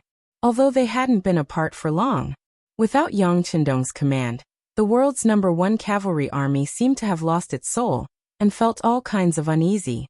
Now that they could fight side by side with the 6th young master, of course everyone was excited. You've all worked hard. Yang Qindong, who was riding on the white dragon, returned a military salute when he arrived in front of Tian Hu and the others. Then his gaze seemed to intentionally look in Xiechong's direction, but he ignored him and entered the city accompanied by Tian Hu and the others. In a distant corner, Vice Envoy Zhou Ziang said excitedly, Bugnam of Gojoseon saw us, he saw us. I know. What are you shouting for? What are you doing? Xiechong also saw this scene, but he wasn't very excited. On the contrary, he felt that Yang Qindong cared about ignoring him, which made him feel very uncomfortable. However, when he thought about how his strength was inferior, what else could he do besides lowering his head? Finally, Yang Qindong, who was surrounded by people, entered the city. Xiechong also tidied up his clothes and prepared to enter the city. Just now, not only did he see Bugnam of Gojoseon and Yang Qindong, but he also saw the might of the world's #1 cavalry army. It had to be said that this cavalry army not only had a large number of people, but they were also skilled in horse riding. Under their control, all the war horses didn't make any sound, and none of the war horses jumped out of the formation, which was very terrifying. You're tuning in to the Li Mei's Wuxia Whispers YouTube channel. We're so grateful for your support, and don't forget to subscribe to join us on this incredible journey through captivating stories. Your generosity through donations truly makes a world of difference. as it's the primary source of revenue that allows me to expand and enhance this channel for you. Thank you from the bottom of my heart for being a part of this adventure.